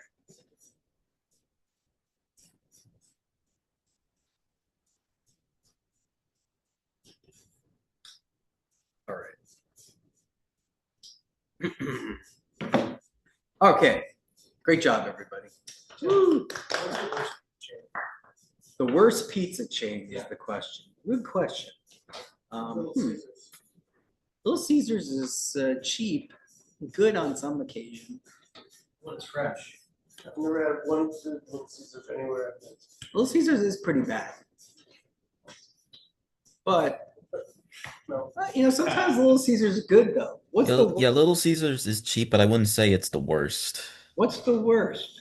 Domino's. Okay, I like Domino's a lot. Toss up between Their thin crust is good. Which should you say? Between what and what? Between Pizza Hut and Domino's. Pizza Hut's way better than Domino's. I think Pizza Hut's greasier. I think I like Domino's way more than I like Pizza Hut, but I wouldn't say Pizza Hut's bad. I think like Sbarro is probably pretty bad. Those pizzas are like way just under heat lamps forever, right? Like it's not like no one goes to a Sbarro and says like, get me a fresh I pie. haven't heard the name Sbarro in like a long time. That's like when I was a little kid, they used to have one here, right? They're a mall. They're a mall pizza Oh, chain. Sbarro. That's right. That's the one in It's Michael Scott. Westfield, right? Michael Scott's favorite Yeah, chain. I would have Straw Hat Pizza over Domino's. No, Straw Hat Pizza over Little Caesars over Domino's. So Straw Hat's amazing. Yeah, it's great. You like Domino's less than Little Caesars? Yeah, I feel whatever. I don't know. I'm not a big fan of Domino's whole. Let's just sprinkle every single piece of pizza we have with like a garlic powder. Yeah, I like crust. some garlic. Like, I don't know. I can like it. Domino's The stuffed veggie- crust. I think I'm probably gonna get pizza. I'm gonna want one that doesn't have the sauce that's gonna burn the inside of my mouth, and then I can also eat. You don't like garlic? Huh? You don't like garlic? I do like garlic. I just don't like when the sauce is way too hot, and then I have to like. Yo, eat a piece of garlic right now. Prove you're not a vampire. Where's the garlic? Has anyone had Pinocchio's pizza? I'll bite the whole Pinocchio garlic. pizza is really good. I think the best pizza chain. Do you not like in town is Pinocchio? Uncontested. I think it's Pinocchio's. I like Pinocchio's a lot. I think it's Pizza Nathan, Hut. thumbs up, thumbs down on Pinocchio. Pizza Hut is by far the best. I like Pizza My Heart also. That is true. It's the most expensive though, too. It is, but it's so good. Pizza Hut's my favorite, but I can't really do a whole lot of pizza places because I have a gluten allergy. Oh, no, yeah, bummer. That sucks. My family does too. My mom especially. My wife thinks I'm gluten intolerant, but pizza. So. Actually, Costco pizza. Costco pizzas. Chuck E. Cheese. I didn't think about that. Chuck E. Cheese is decent. I mean, Do you know that during COVID, there you can like DoorDash Chuck E. Cheese pizza, that's but crazy. they name, you know, you can buy, if you go on DoorDash, you can buy certain restaurants' foods, but they rebranded it so you don't know you're buying Chuck E. Cheese pizza. So There's a pizza chain in town called, who can remember the name of the chef of the Chuck E. Cheese band? Pasquami. Yeah, Pasquami's Pizza here on town. If you look at the DoorDash, you could order a pizza from there.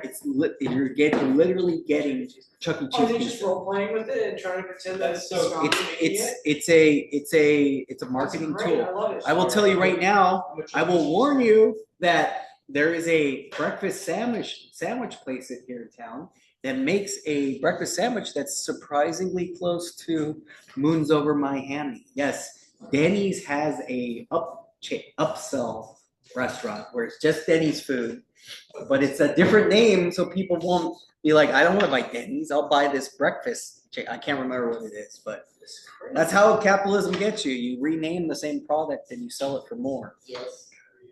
Yep. Chuck All E. right. Cheese just took it to So we're talking about, okay, it's 4 right now. We'll talk for a little bit more. How do you make money as an editor or a videographer? Yeah. Do you want to make money? Is this your life goal, to be a videographer? To make video news? To make films? Probably got a job like that after I graduate. Yeah.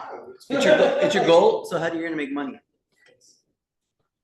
Ultimately, I mean, dream career is voice acting, but after I graduate. Sure. I will tell you a voice acting dream role. Now, to be a director, to be a famous person is rarefied air, right? Not everybody's famous, but there are a lot of people who work and you might not know. So it's about like having these goals, but maintaining expectations as well. And the people who are successful luck into it. I will tell you honestly, the like majority of people that are famous and like are in the rarefied air, they had a 9 out of 10 of them. Their parents were famous. They are Nepo babies. They had some weird rich advantage to their lives. Good for them. But there are people who struggle and use the best of the abilities and get noticed. So I'm not saying it's not attainable, but it is rarefied air. But you can make money doing art. It's just about, okay, I'm going to tell you a true fact. This might be the best thing you ever learned in college. Dramatic zoom in. Capitalism is bad. And it stinks. And it's awful. And it's designed to take the things we create, give it to people who will benefit greatly from us. Okay, but that was dark. I'm not preaching communism, but I'm telling you that there is a part of capitalism that you need to accept. Yeah. And how I want to be a successful person in the industry. So you want to be a voiceover actor. If you want to be a successful voiceover actor, there might be a time when you have to step on someone else to get ahead, right? Hopefully you get picked by your talent. Yeah. But I mean, that's just a way to say that's capitalism, because ultimately we step over other people to get ahead for individuals' goals, whereas we could work as a team and all benefit, which we are a team. There is collaborative teams and there's collaborative filmmaking. But I'm going to tell you, not all gloom and doom. There is a way to work. I went to film school, just like you. And my mom told me this when I said I'm going to be a film major. what are you gonna do? How are you gonna make money? Why would you choose this? And to my mom's credit, she has said, I was wrong because I have worked, since I graduated film school, I've worked every single year in the field. Now I will tell you this though, the field, I worked in my chosen field, but did I work at the level of what I thought I would when I was there? No, because I thought, oh, I'm going to be making movies, or I'm going to be a director, or I'm going to be all this. But then I got on set and realized, hey, maybe I'm not a director. Maybe I'm an editor. I like editing. I don't really like this fast pace. And ultimately, I asked, like, I really thought, this would be fun to teach as well. That was always in the back of my head. So ultimately, I fell into where I'm teaching all of you now. Now, again, rarefied air, I had some advantages. What are my advantages? I knew Grant. Grant was my teacher. I met my wife in Grant's class. Grant knew me. So when the job opening came, Grant said, hey, Tim, you'd be great. Come here. I wasn't planning on being a teacher, so I started teaching and then went back and got my master's while I was teaching. And then I fortunately made it through the process to get this full-time position. So it wasn't luck, but I had advantages that other people didn't have, and I understand that. It's always good to know your privileges. But I say that to be, okay, so who knows what is the most, what's probably like your first gig you're gonna get? You wanna be a voice actor, something that doesn't pay, you should always get paid, even if you're a intern. You should absolutely ask to be paid. Minimum wage, great. You're doing it for the experience, but if they're working you with no pay, just for the experience, that's robbery. That's actually illegal in California, and they should pay you as an intern. Okay, know that. Now, You're basically an intern for Bonito Link, right, Angel? What's your role? What's your title? Reporter. Reporter. Yeah. Cool. Did you help or did you write the? Let's see, I was looking at it. Where was it? I think I clicked off of it. Bach to blues. Oh no, it's not that. It's not that. It's Bandito. Yeah, it's the Frito band for the eight head Frito band.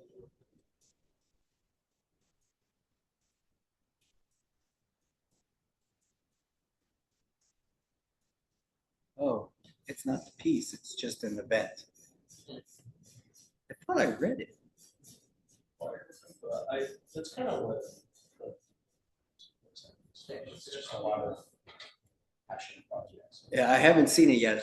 As soon as it's published, share it. We want to read it, okay? Yeah, I think I accepted it. Cool. And how much are you getting paid if you don't mind sharing?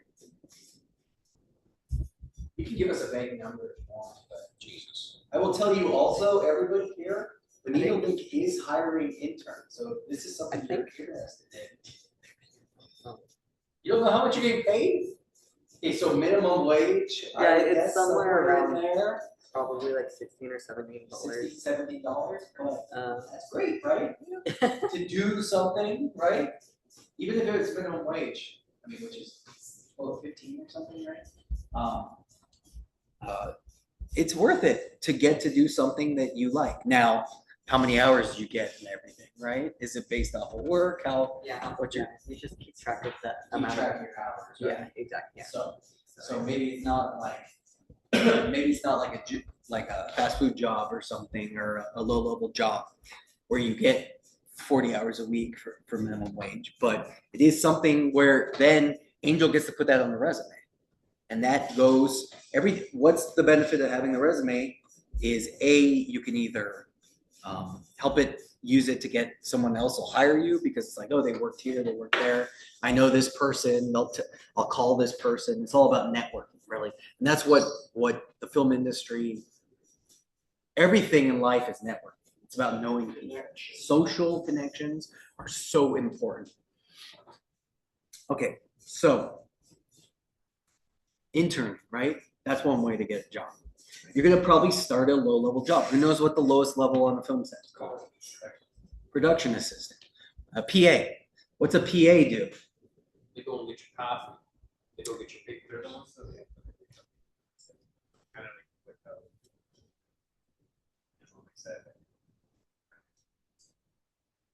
Helping on set, go and get your coffee. A PA literally does anything on set. Like literally, as a PA, I was paid to stand and watch the equipment. Like literally, they're like, we need to leave this here. You stand here, make sure no one else steals it. For 2.5 hours, I stood and watched the equipment and didn't leave, right? Because that was my job.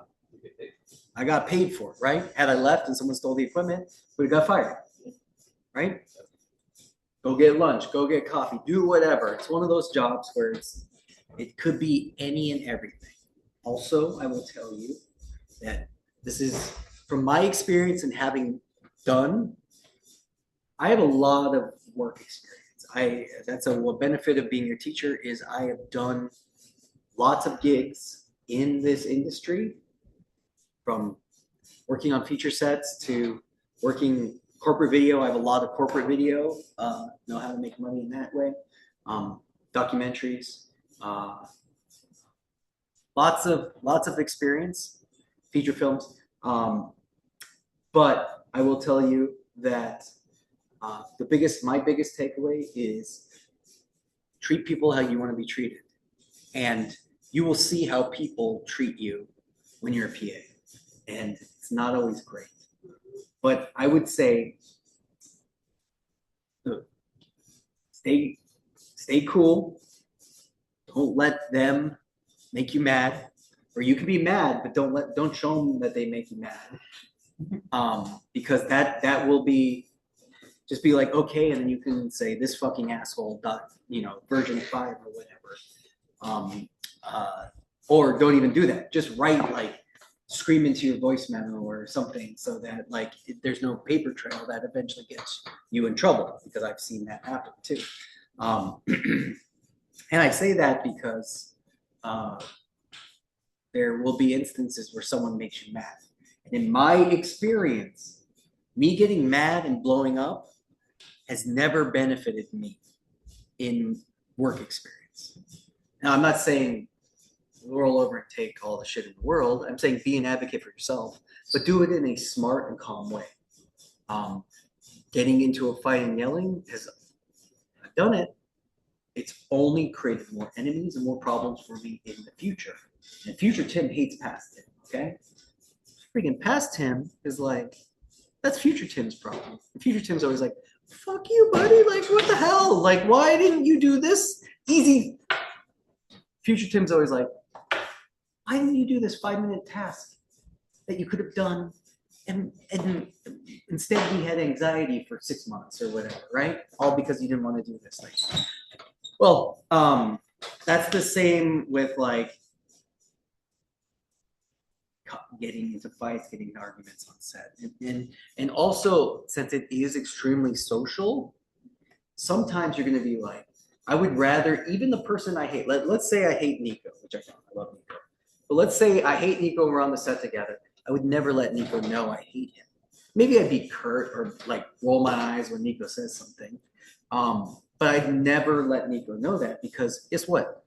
I work in a gig industry, right? Like that's the real deal truth is full-time gigs are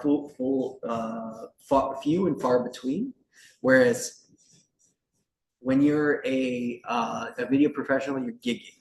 What's gigging? It's going from one job to another. Hey, I have this skill, they're gonna hire me here. Well, guess what? Then the people who also are gigging higher up will move on to the next job and be like, hey, this person's good. Hey, Geronimo, can you come here? And the Geronimo's listening. This guy is a good example of, you come up here and talk with me, please. Talking about getting jobs. You've been listening? You weren't listening in there? I just heard you say my name. Okay, well, sorry, I didn't know if the speaker's on. You're listening. How many jobs have you gotten because someone you've worked with recommended you for it, like in video production? A lot, right? Yeah. And why would they recommend you? Why would they recommend you? Because they Yeah. like my work. and they like your work ethic, and they know that you're reliable. Reliability is a huge factor for me. I get to hire a bunch of students, right?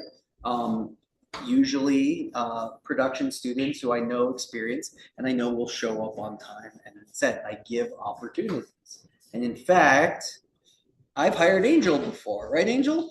Oh, Yeah, because I knew Angel had experience, theater experience, and I needed someone with experience, right? And what'd you think about work? How was I as a boss? This is a class. I'm not judging you, so you can say I could say, you sucked or whatever. But it was fun, right? Good. Yeah, I try to treat everybody nice as the boss because I remember what it's like to not be the boss too. And I want to be true. I want to treat these people who Angel worked for me on a thing where we were moving equipment essentially, taking stuff together. And it was like, hey, I don't know what the gig is, but we're going to be in the theater. It could be moving stuff. It could be whatever. We're all going to be PAs. And literally, Angel had a screw gun and we were taking apart a set. And we helped move a set, right? Like, was that I can't remember all. Yeah. We had to unload a truck and we had to load a truck. It was a blast, right? But good pay. Yeah. So hopefully. Well, I don't know about plays, but there might be opportunities in the future. I'll say that. Yeah. Well, you can always say no to me, but I like to hire students, especially when I have opportunities. So I hire Geronimo all the time too because I know he's reliable and I can trust him. Like Geronimo just gigged for me. Doing what, Geronimo? 2 weeks ago, I was doing backstage PA miking the talent. Well, you're backstage managing basically, because I was running around doing everything else, and Geronimo, we were all on headsets, and Geronimo was miking we were doing the Garlic Queen pageant in Gilroy Gardens, and that's where Daniel drank 6 ices. Yeah, Geronimo helped me out because I'm like, Geronimo, I'm going to put you in this position because I've worked with Geronimo enough that I trust him and I know he's going to make the right decisions for me in my role as the boss. So it's about knowing people. It's about getting on set and acting professional. And being professional also means like asking questions. It's okay to ask questions. It might be scary because someone might yell at you or treat you rudely, but always use those opportunities to learn. What's the worst gig experience you ever had? And you can hurt my feelings. With you? No, not with me. Like ever. I mean, you could say if it was me, but I doubt it. What do you mean by worst? Like where it was just where it's like someone yelled at you, or you like thought about walking off, or do you ever have a gig that you absolutely hated? I've never been on a gig like that where it was any conflict, but rather where they didn't have their stuff together and it just made my job a lot more difficult, like all the details weren't given to me up front, where, they make it seem like, oh, it's just come in, set up, shoot this, and then you're out. But then it turns into come in, set up, wait a few minutes, shoot a little bit, wait a few more minutes, shoot some more, and then wait another hour and shoot some more, it's like there's miscommunication, that type of stuff. Was that me? No. Okay, phew. I was like, I usually try to give as much information, or what I do is I'll be like, Geronimo, schedule this many hours, and I'll give you all the information I know, but sometimes it'll be sometimes it's hurry up and wait, right? Like we need to go. Which is fine as long as they tell you that up front. Yeah, as long as you communicate and be like, I don't know all this information. Or there will be times where I've needed more equipment and I didn't bring it because they didn't say that up front, right? They're like, okay, yeah, it's just going to be 2 people. And you end up needing 4 or 6 mics rather than just the 2 that they said. So that's the worst thing to do is like, hey, can we do this? And be like, I wish you would have told me. But I'll tell you right now, hey, Grant, how's it going? We're talking about making money as video professionals right now. So, it's one thing that you would benefit from learning as well is that working with clients, Clients don't know shit. Okay? Right now, the worst people you're going to work with are your clients. And they're the ones who have the money that are paying, right? And that's an interesting, you ever had an element where you work for somebody and you haven't talked about all the work, the pay details? And then do you have gigs where you still haven't been paid on, Geronimo? Just one that the person disappeared, ghosted. That happens. So how do you avoid that? A contract, but the person could still ghost, right? Right. Try to get as much as you can up front. Up front, yeah. So asking for money up front. That's a great way. So who knows like the #1 videographer job? Like every single video gig professional has done this gig. Huh? John, you've been right all day. You just. Probably wrong. What do you think? Boom! This guy's on fire. Just buckets. Yes. You know why?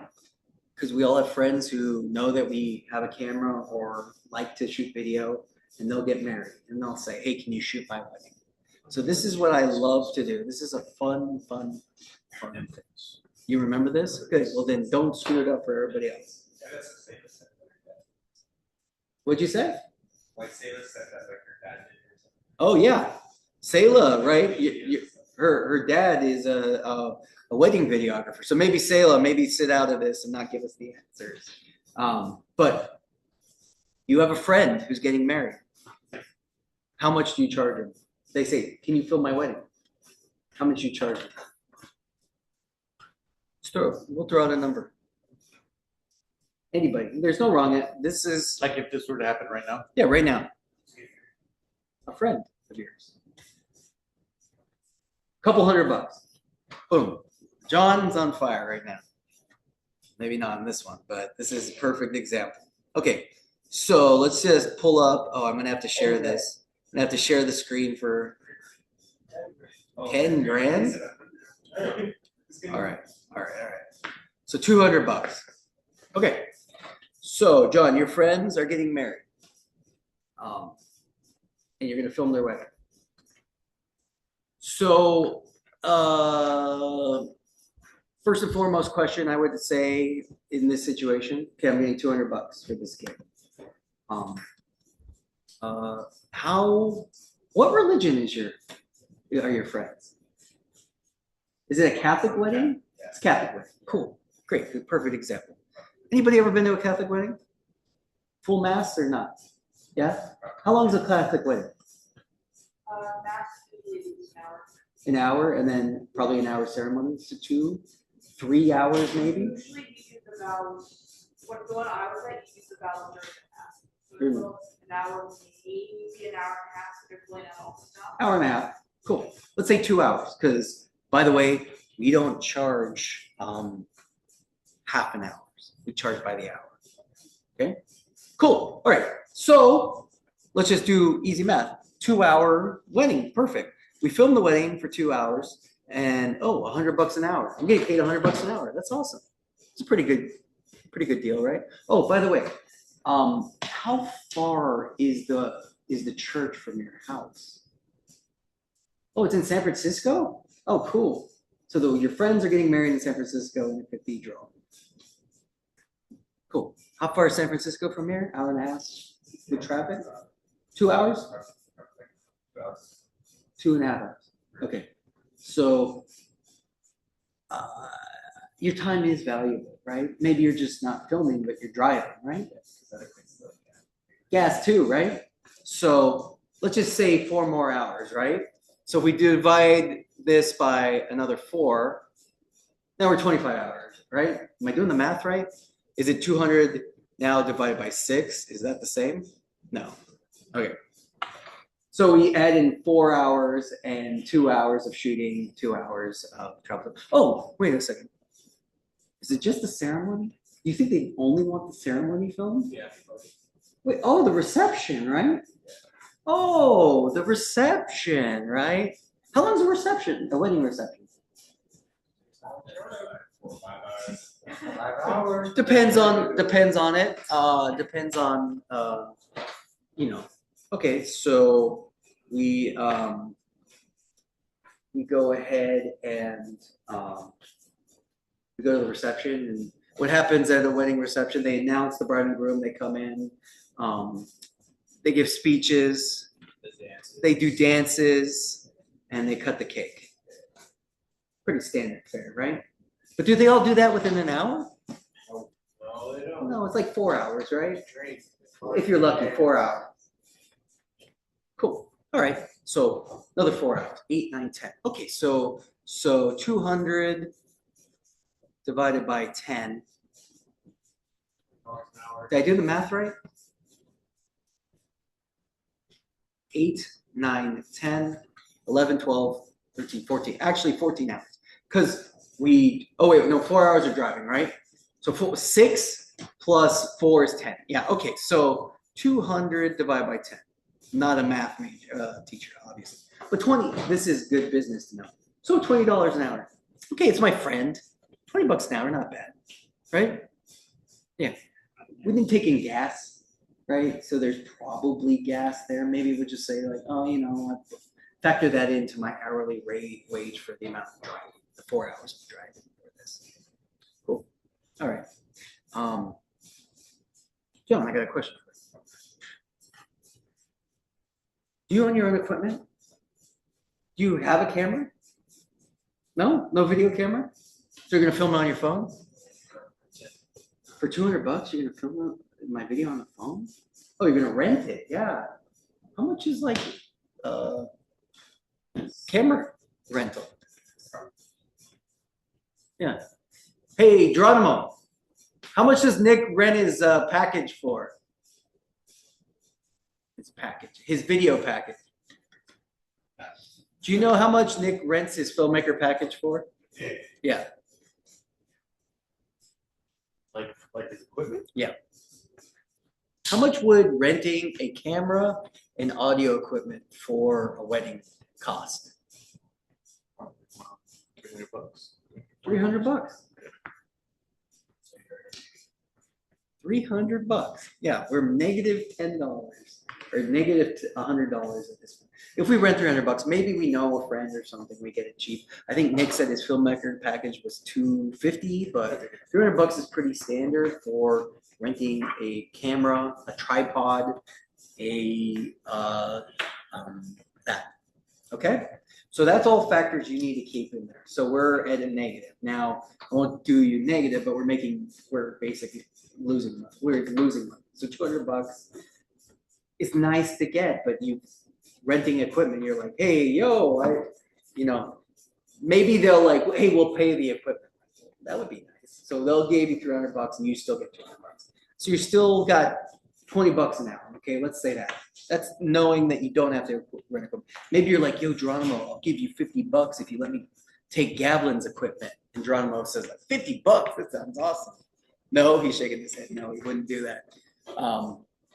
But maybe, just maybe, you convince Grant, hey, can I borrow the red? And Grant would be, no way. How much would you rent your red for, Grant? Never have, never will rent. But what if someone needed to film a wedding? What would you let them borrow?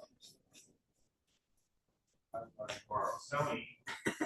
See, there you go. Grant let you borrow the Sony to film a wedding. Okay, the Sony is our lowest level. It's this camera that I'm on right now, right?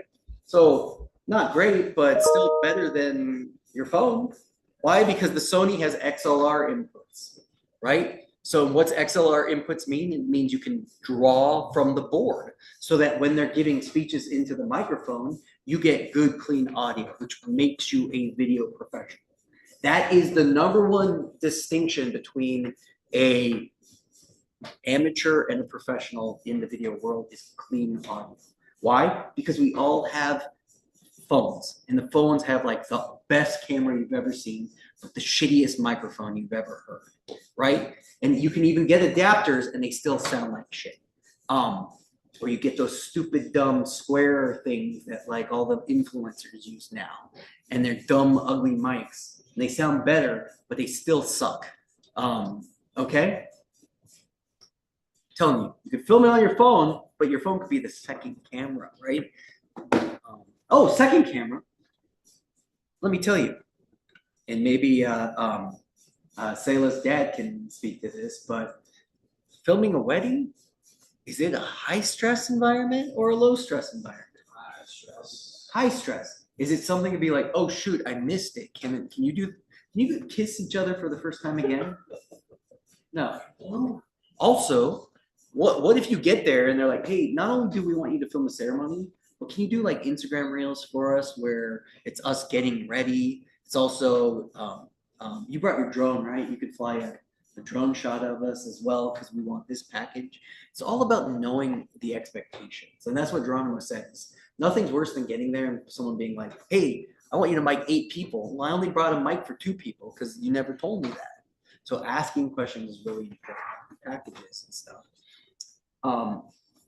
So we're still at $20. Okay. So John, you shot my wedding. You drove there, you came back. You made $20 an hour. Okay, then I call you up. Hey, where's my wedding? When are you gonna like fix that? What, are you gonna edit it and give it to me, right? Oh, editing. Editing. You're gonna edit it too, John. How long does it take to edit a wedding? Hour and a half mass wedding and a reception that went for 4 hours. How much footage you might have? How many hours do you think that's gonna be? 6 hours? 6 hours of content to edit, but like chop up. 6 hours of it. So when I'm editing, 6 hours for 6 hours.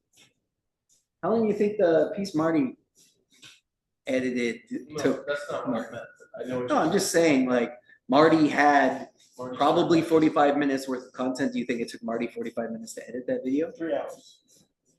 Probably close to 3 hours. She said it started at 10. Exactly. We know that information. It took 3 hours, even though it's 45 minutes of content, because you have to watch it, you have to edit it. It's not like as you're watching, also the big thing that you have to think about is you have to ingest your footage. And what's ingestion mean? You have to go watch it. The whole Nope. content. What's ingesting? If I say go ingest this footage, what do you think that means? No, not that. I'm not consuming it. I'm ingesting it, putting it into something to consume. If I'm ingesting, it means I'm transferring it from the card to a hard drive, because you can't work off the card. It's not fast enough, right? So I take my card, I put it on my hard drive, and then I plug it into there. How long does it take to transfer? That's not working time, but that is working time for your equipment. You're taking up space in your hard drive. You're locking up your computer while you transfer X amount of gigs of footage, right? So those are billable hours too, right? Think about this when we talk about billable hours at the end. Going a little long. I'll only talk for 20 more minutes. I'm happy to talk more on Wednesday about this as well. But the premise is, so you're saying you're going to edit in 8 hours. Okay. So 18 hours now. 200 divided by 18. You're making $11. Cool. Hey, John, how long does it take to export? Maybe it's a 2.5 hour piece. You export it. Probably locks up your computer for, depending on the codec, anywhere between 30 to 45 minutes. Depends how fast your computer is. Also, do you have an editing computer? Oh, you don't. So either you have to come somewhere or you have to get a piece of equipment to edit on as well. Is it also editing software? Exactly. How much does the editing software license cost? Let's say you pirate, right? Like, I'm going to give you all of the benefits of the doubt. But these are all factors that absolutely, you don't have to single out John. I'm just using John because John's at 200. Right there. It's all things to take into consideration, because also, just like your car, when you're driving there, you're burning gas, but you're putting wear and tear on your equipment. So if you own your own equipment, you're eating up media space, you're eating up hardware space. These are all factors that you need to consider if you become a video professional. How do you bill for these things? Now, John, You edited the video, you send it to them. Boom. Hey, I noticed a flash frame. Hey, my wife thinks she looks fat in this shot. Hey, can you make these additions? Okay, you make an edit, you send it back to them again. Oh, we watched it again. We don't like when the drunk uncle said this. Okay, so you send it back, you send him another edition. Oh, hey, we noticed that right here, you could see this person and we didn't even want them invited, so can you cut it out? They send it back. Oh, hey, can you take this part out? Revisions, final. Hey, this is wedding final version 2 or whatever, right? Never call it final, but version whatever. So let's say you edit another 10 hours. Because I'm going to tell you 6 hours for one video. Yeah, right. You have to be the fastest editor in the world. For me, 20 hours minimum on the wedding. Minimum. And that's like absolute torture for me. The editing of wedding video, like I would pay not to do that job. I would pay not to film a wedding. And I still have friends who will always come up to Tim, will you please film my wedding? And I'll be like, no, I'll give you a student who I think you could pay for a wedding. And then I'll be like, hey, Jason or Marty, or, they have a production company. I have this friend who's getting married. Quote them. And they'll quote them. And then the friend will be like, you know what? It's $2,000. I think, we're not going to film. We'll just do photos. I'll be like, okay, this is your wedding present. I'm not getting you a present. I'll film your wedding, but you can't ask me for the video. And guess what? 6 months or 3 months later, Tim, where's that video? Where's that video, Tim? Where's that video? Do you know what the standard? I mean, Sayla probably knows this, but do you know what the standard deliverable rate is for a wedding? Right, Phil. 1 year. 1 year from the wedding, you should have your wedding video in hand. Otherwise, unless in the contract you say, I want it in 6 months or whatever. Okay? So, another 10 hours of revision going back and forth. So that puts us at 28 divided by 28. Are we seeing what's happening? Now it's $7 an hour. Is your time worth $7 an hour? This is actually pretty conservative amount of time as well. But all in all, cool. You had to rent equipment, so you're actually negative money. You had to get an editing computer, so you're even more negative money. But sometimes, if this is what you want to do, that. So $200 is cheap for a wedding, if you're doing everything. If you're just going and literally hitting record and running the camera for 4 hours, that's the decent rate. $200 divided by 4, that's $50 an hour. Great, love it. But if you're in charge of everything else, there's so much more to think about when we do these type of things. Now, I just shouldn't, I want to just say, let's go ahead and say wedding videographer, Santa Clara. So how much do you think a professional wedding videographer actually charges?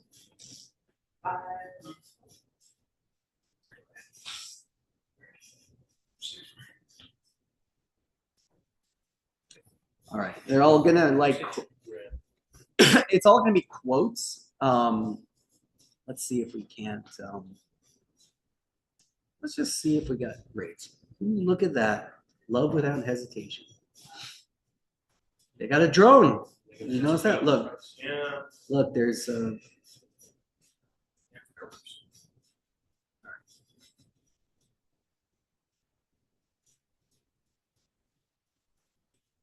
portfolio. Let's see. Let's see some nice slow-mo. Lots of like Instagram content.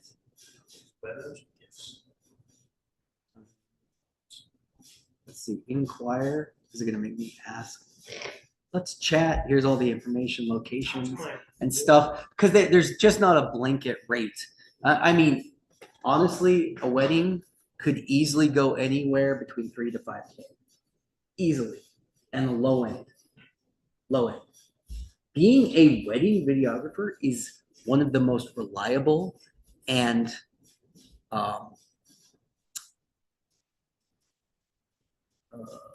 what's the term? I'm gonna say exclusive, but that's not it. Lucrative video opportunities. I mean, as long as you A, have a business license, B, own your own equipment, C, like working the weekends. Because also remember, it's your friend's wedding. It's not like they're getting married on a Tuesday at 2 p.m. during business hours. I mean, I know that because of cost of weddings, people get married all times of the week now, but the ones that are paying 5 to 10 grand for a videographer team definitely are more destination wedding style people who, you know, we live in a very lucrative place where there's a lot of wealthy people who don't know the value of their money. And 10K for a wedding videographer for a wedding that costs $300,000, that's nothing to them. To me, that's great.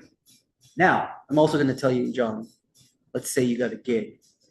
You did this $200 gig, but also I remind you that you're so you're making $7 an hour, right?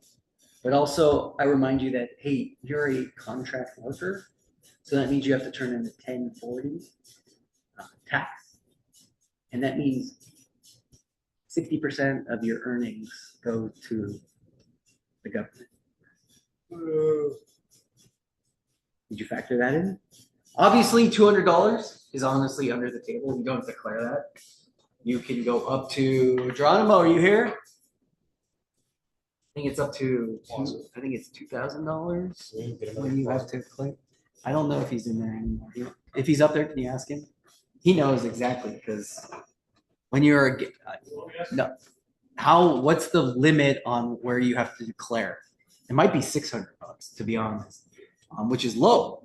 And trust me, as a gig worker, the end of the year, and you have to do your taxes, and you realize, oh, I didn't pay my estimated taxes. It's a huge hit when you realize, oh, 40%. Over 500. Over 500, so 600. There you go. Anything over 500, and then you have to pretty much put aside 40% for taxes. Right? All right. What's the two different deposits of 500? So, is that my way of telling that's my way of telling you to value yourself and value the work that you do. Just because it's friends, and I will absolutely do a wedding for free for my friends, and just have to know that, like, when I do a wedding for my friends, I absolutely this always happens. And I always say, like, this is your wedding present, and just know that this is probably the most expensive present you're getting, because, you know, look up how much wedding videography does. But I'll do it, and I just don't want to. I don't want you to complain if something isn't perfect, and don't ask me for the video. I'll make the video for you when I make it, because, like I said, there's up to a year. I'll tell you, 3 months in, hey Tim, any update on that video? And that'd be fine. Like, I'd be like, whatever, you didn't pay me anything. But every time, you know what these people do to me? At the end of the day, they walk up to me and say, hey Tim, this is for you. We really appreciate you. And they hand me an envelope. And you know what's in that envelope? $200. I get paid for it. They gave me $200. And, you know, part of me is like, that's nice. I didn't ask for it. I'm doing them a favor. But the other part of me, the video professional part of me, is like, I think what I'm doing is worth $200. That's how much they value me. They asked me to quote them, and I quoted them, and then they turned me down. And I still said, you're my friends. I like you. I want to do this for you.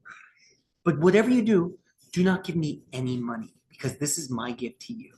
Now I'm in that opportunity $200 might be nice for you. I mean, $200 is gas money or whatever, right? Like it's not, it's very kind. I'm not saying anything specific about my friend GP, but I am saying that there's part of me that says that's kind. You didn't have to do this. I appreciate $200. That's nice. I can get food or gas or whatever. But then there's part of me that's like, but you know what that $200 does do, and why I really hate this $200. $200 is nice. I'm not gonna turn my nose at it for $200. But what it does is it starts a social contract. What does that social contract mean? That means 3 months in, they can say, Tim, where's our video? And then they can be like, or like, maybe they're not like this, but in my mind, they're like, oh, they paid me $200. And now they're like, where's this video? We paid $200 for it. They also say, well, our friend Tim will do it for $200. Yeah. To us, to their friends. Yeah. Our friend, we paid $200 to our friend Tim, a guy who has filmed every wedding I've filmed has been. It's a lot of stress. Also, by the way, John, it's a wedding. So you got to dress for a wedding. It's not like you can dress like video professional, right? Like you got to wear slacks and production blacks, right? It's you can't just look like some type of slouch.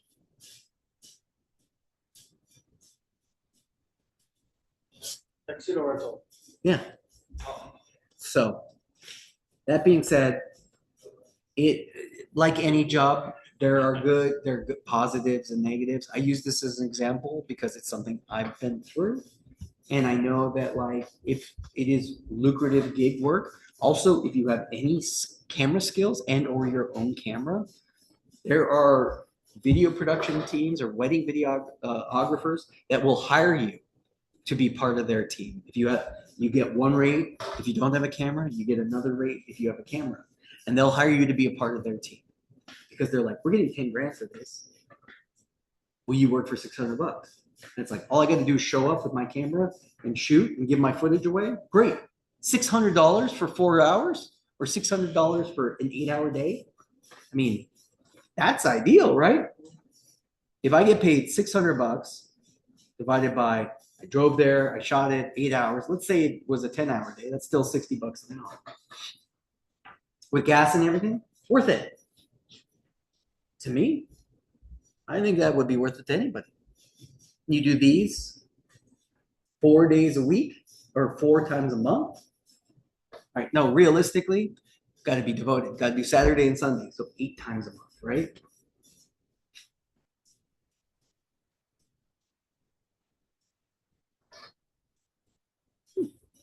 Decent, right? Still got to take out your taxes and everything, but that's for 8 days of the month. And the rest of the time you could be gigging. And gigging is like, hey, we'll shoot some Instagram reels for you for $200, or we'll do X, Y, or Z. Someone like Santi, who's our editor, he literally works all the time. Santi Prado Photography. He's a video and still photographer. And he's working all the time. The gig life is a hard life. And also you're going to be factoring based off of the economy. That's going to be factored. People are going to spend less on their weddings when times are harder. So that might mean harder times for you. But it's about building that portfolio. What I always say is like, if you want to do the cheap jobs for the first 2, 3, 5 times, so that you have a reel that you can put on a website and be like, yo, look at these 6 shots, pay me more. Oh, you don't want to pay me? Then I don't want to do your wedding. I'll find a different way, right? Or maybe you're like, shit, I need $200. I'll do this wedding because I need $200 to make it to the end of the month. What's the most you ever made on a single gig, Geronimo? Single gig. 2,400? To do what? It was running audio. Well, not just, it was all the audio for the graduation. For graduation? A graduation, yeah. Not graduation. That was one day or what? Yeah, one like 11 hour or 12 hour. 11-hour day. That's pretty good, right? Over $100 an hour, right? Yeah, 125. I think. 125. So they're there. If you have the skills, and the way you get the skills there, you do it. You go and gig, or you say, like, hey, Geronimo. This is literally a way students get to jobs, or they say, Geronimo, if you ever need help, I'm willing to help you. Geronimo, I know more than once has asked me, do you have any students that you think would be good for a gig like this? And by good for a gig like this, half the time it's like they'll show up on time. And I'll tell you right now, like the students I hire, I hire all students, I give you all opportunities, but I think about hiring you a second time if you're late. Or if you're not, like I asked you to do something, you don't do it. Or if like 90% of what I want in a production assistant or someone working for me is knowing that I can trust that they'll show up. And or if they're late, they let me know. They let me know before they're late. Because I can handle like, hey, Tim, there's traffic or whatever. I'm going to be 15 minutes late. And then they're an hour late. I would rather just be like, okay, I'm never going to hire this person again. And I literally, there are people that have hosed me. I've had people call me an hour before the event and be like, Tim, sorry, I can't come. Why? I got another gig. I'm like, do me a favor and just lie to me. Tell me like someone in your family died. Like that I could be like, oh, well, you know, if my family member died, I wouldn't show up either. But literally I had someone tell me, yeah, I got a higher paying gig. Oh, cool. Well, guess what? I might pay you less, but I'm also never going to hire you again. So you lost not only that day's work, but you lost future gigs too. Questions, comments, concerns. I mean, I've talked a lot. It's not my point. Isn't to like get you hired. Yeah, Master. Yeah, Tim, I have hard times at home. Would you still hire me? Would I still hire you? Yeah, of course. With my prior experience of not showing up to that one event, I completely forgot the name of. Well, what? John, do you remember you had to volunteer for me? It was this semester, right? Oh, yeah. You had to go in my place. Well, the GAVTV. I will tell you, GAVTV is an excellent way that I'm judging all of you to be like, who's going to show up, who's not going to show up. I got a crown, but it's not going to show up. Yeah, but that's. I totally understand, and also like, it's lower stakes here for GAVTV, right? Like if you don't show up, it makes me slightly annoyed, but it's like, okay, well, they were doing me a favor anyway, especially if it's not on school time, okay? By the way, speaking of, we'll talk about this on Wednesday, but I have a shooting opportunity. Anybody saw the promo for Bandito? Anybody want to go and be the crew for Bandito? We're going to film it. Nicholas. It'll be GAVTV, yeah. Why don't you do a live tape? Yeah, why don't we just do it live today?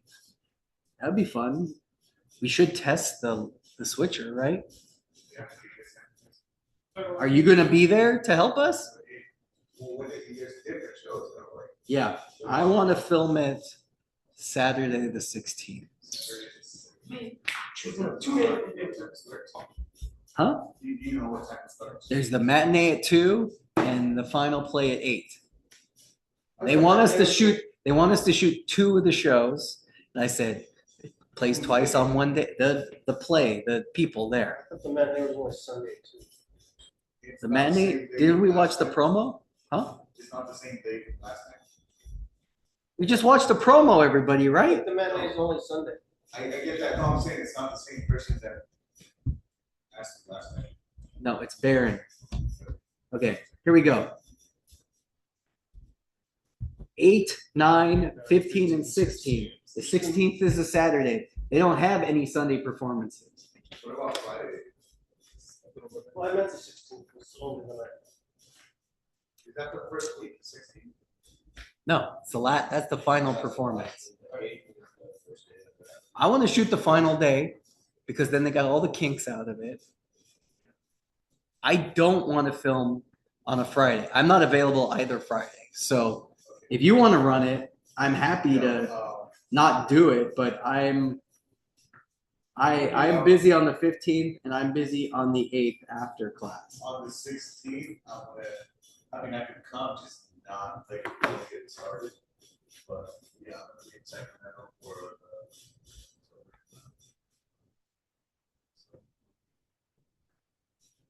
Maybe we can set it up on the 15th.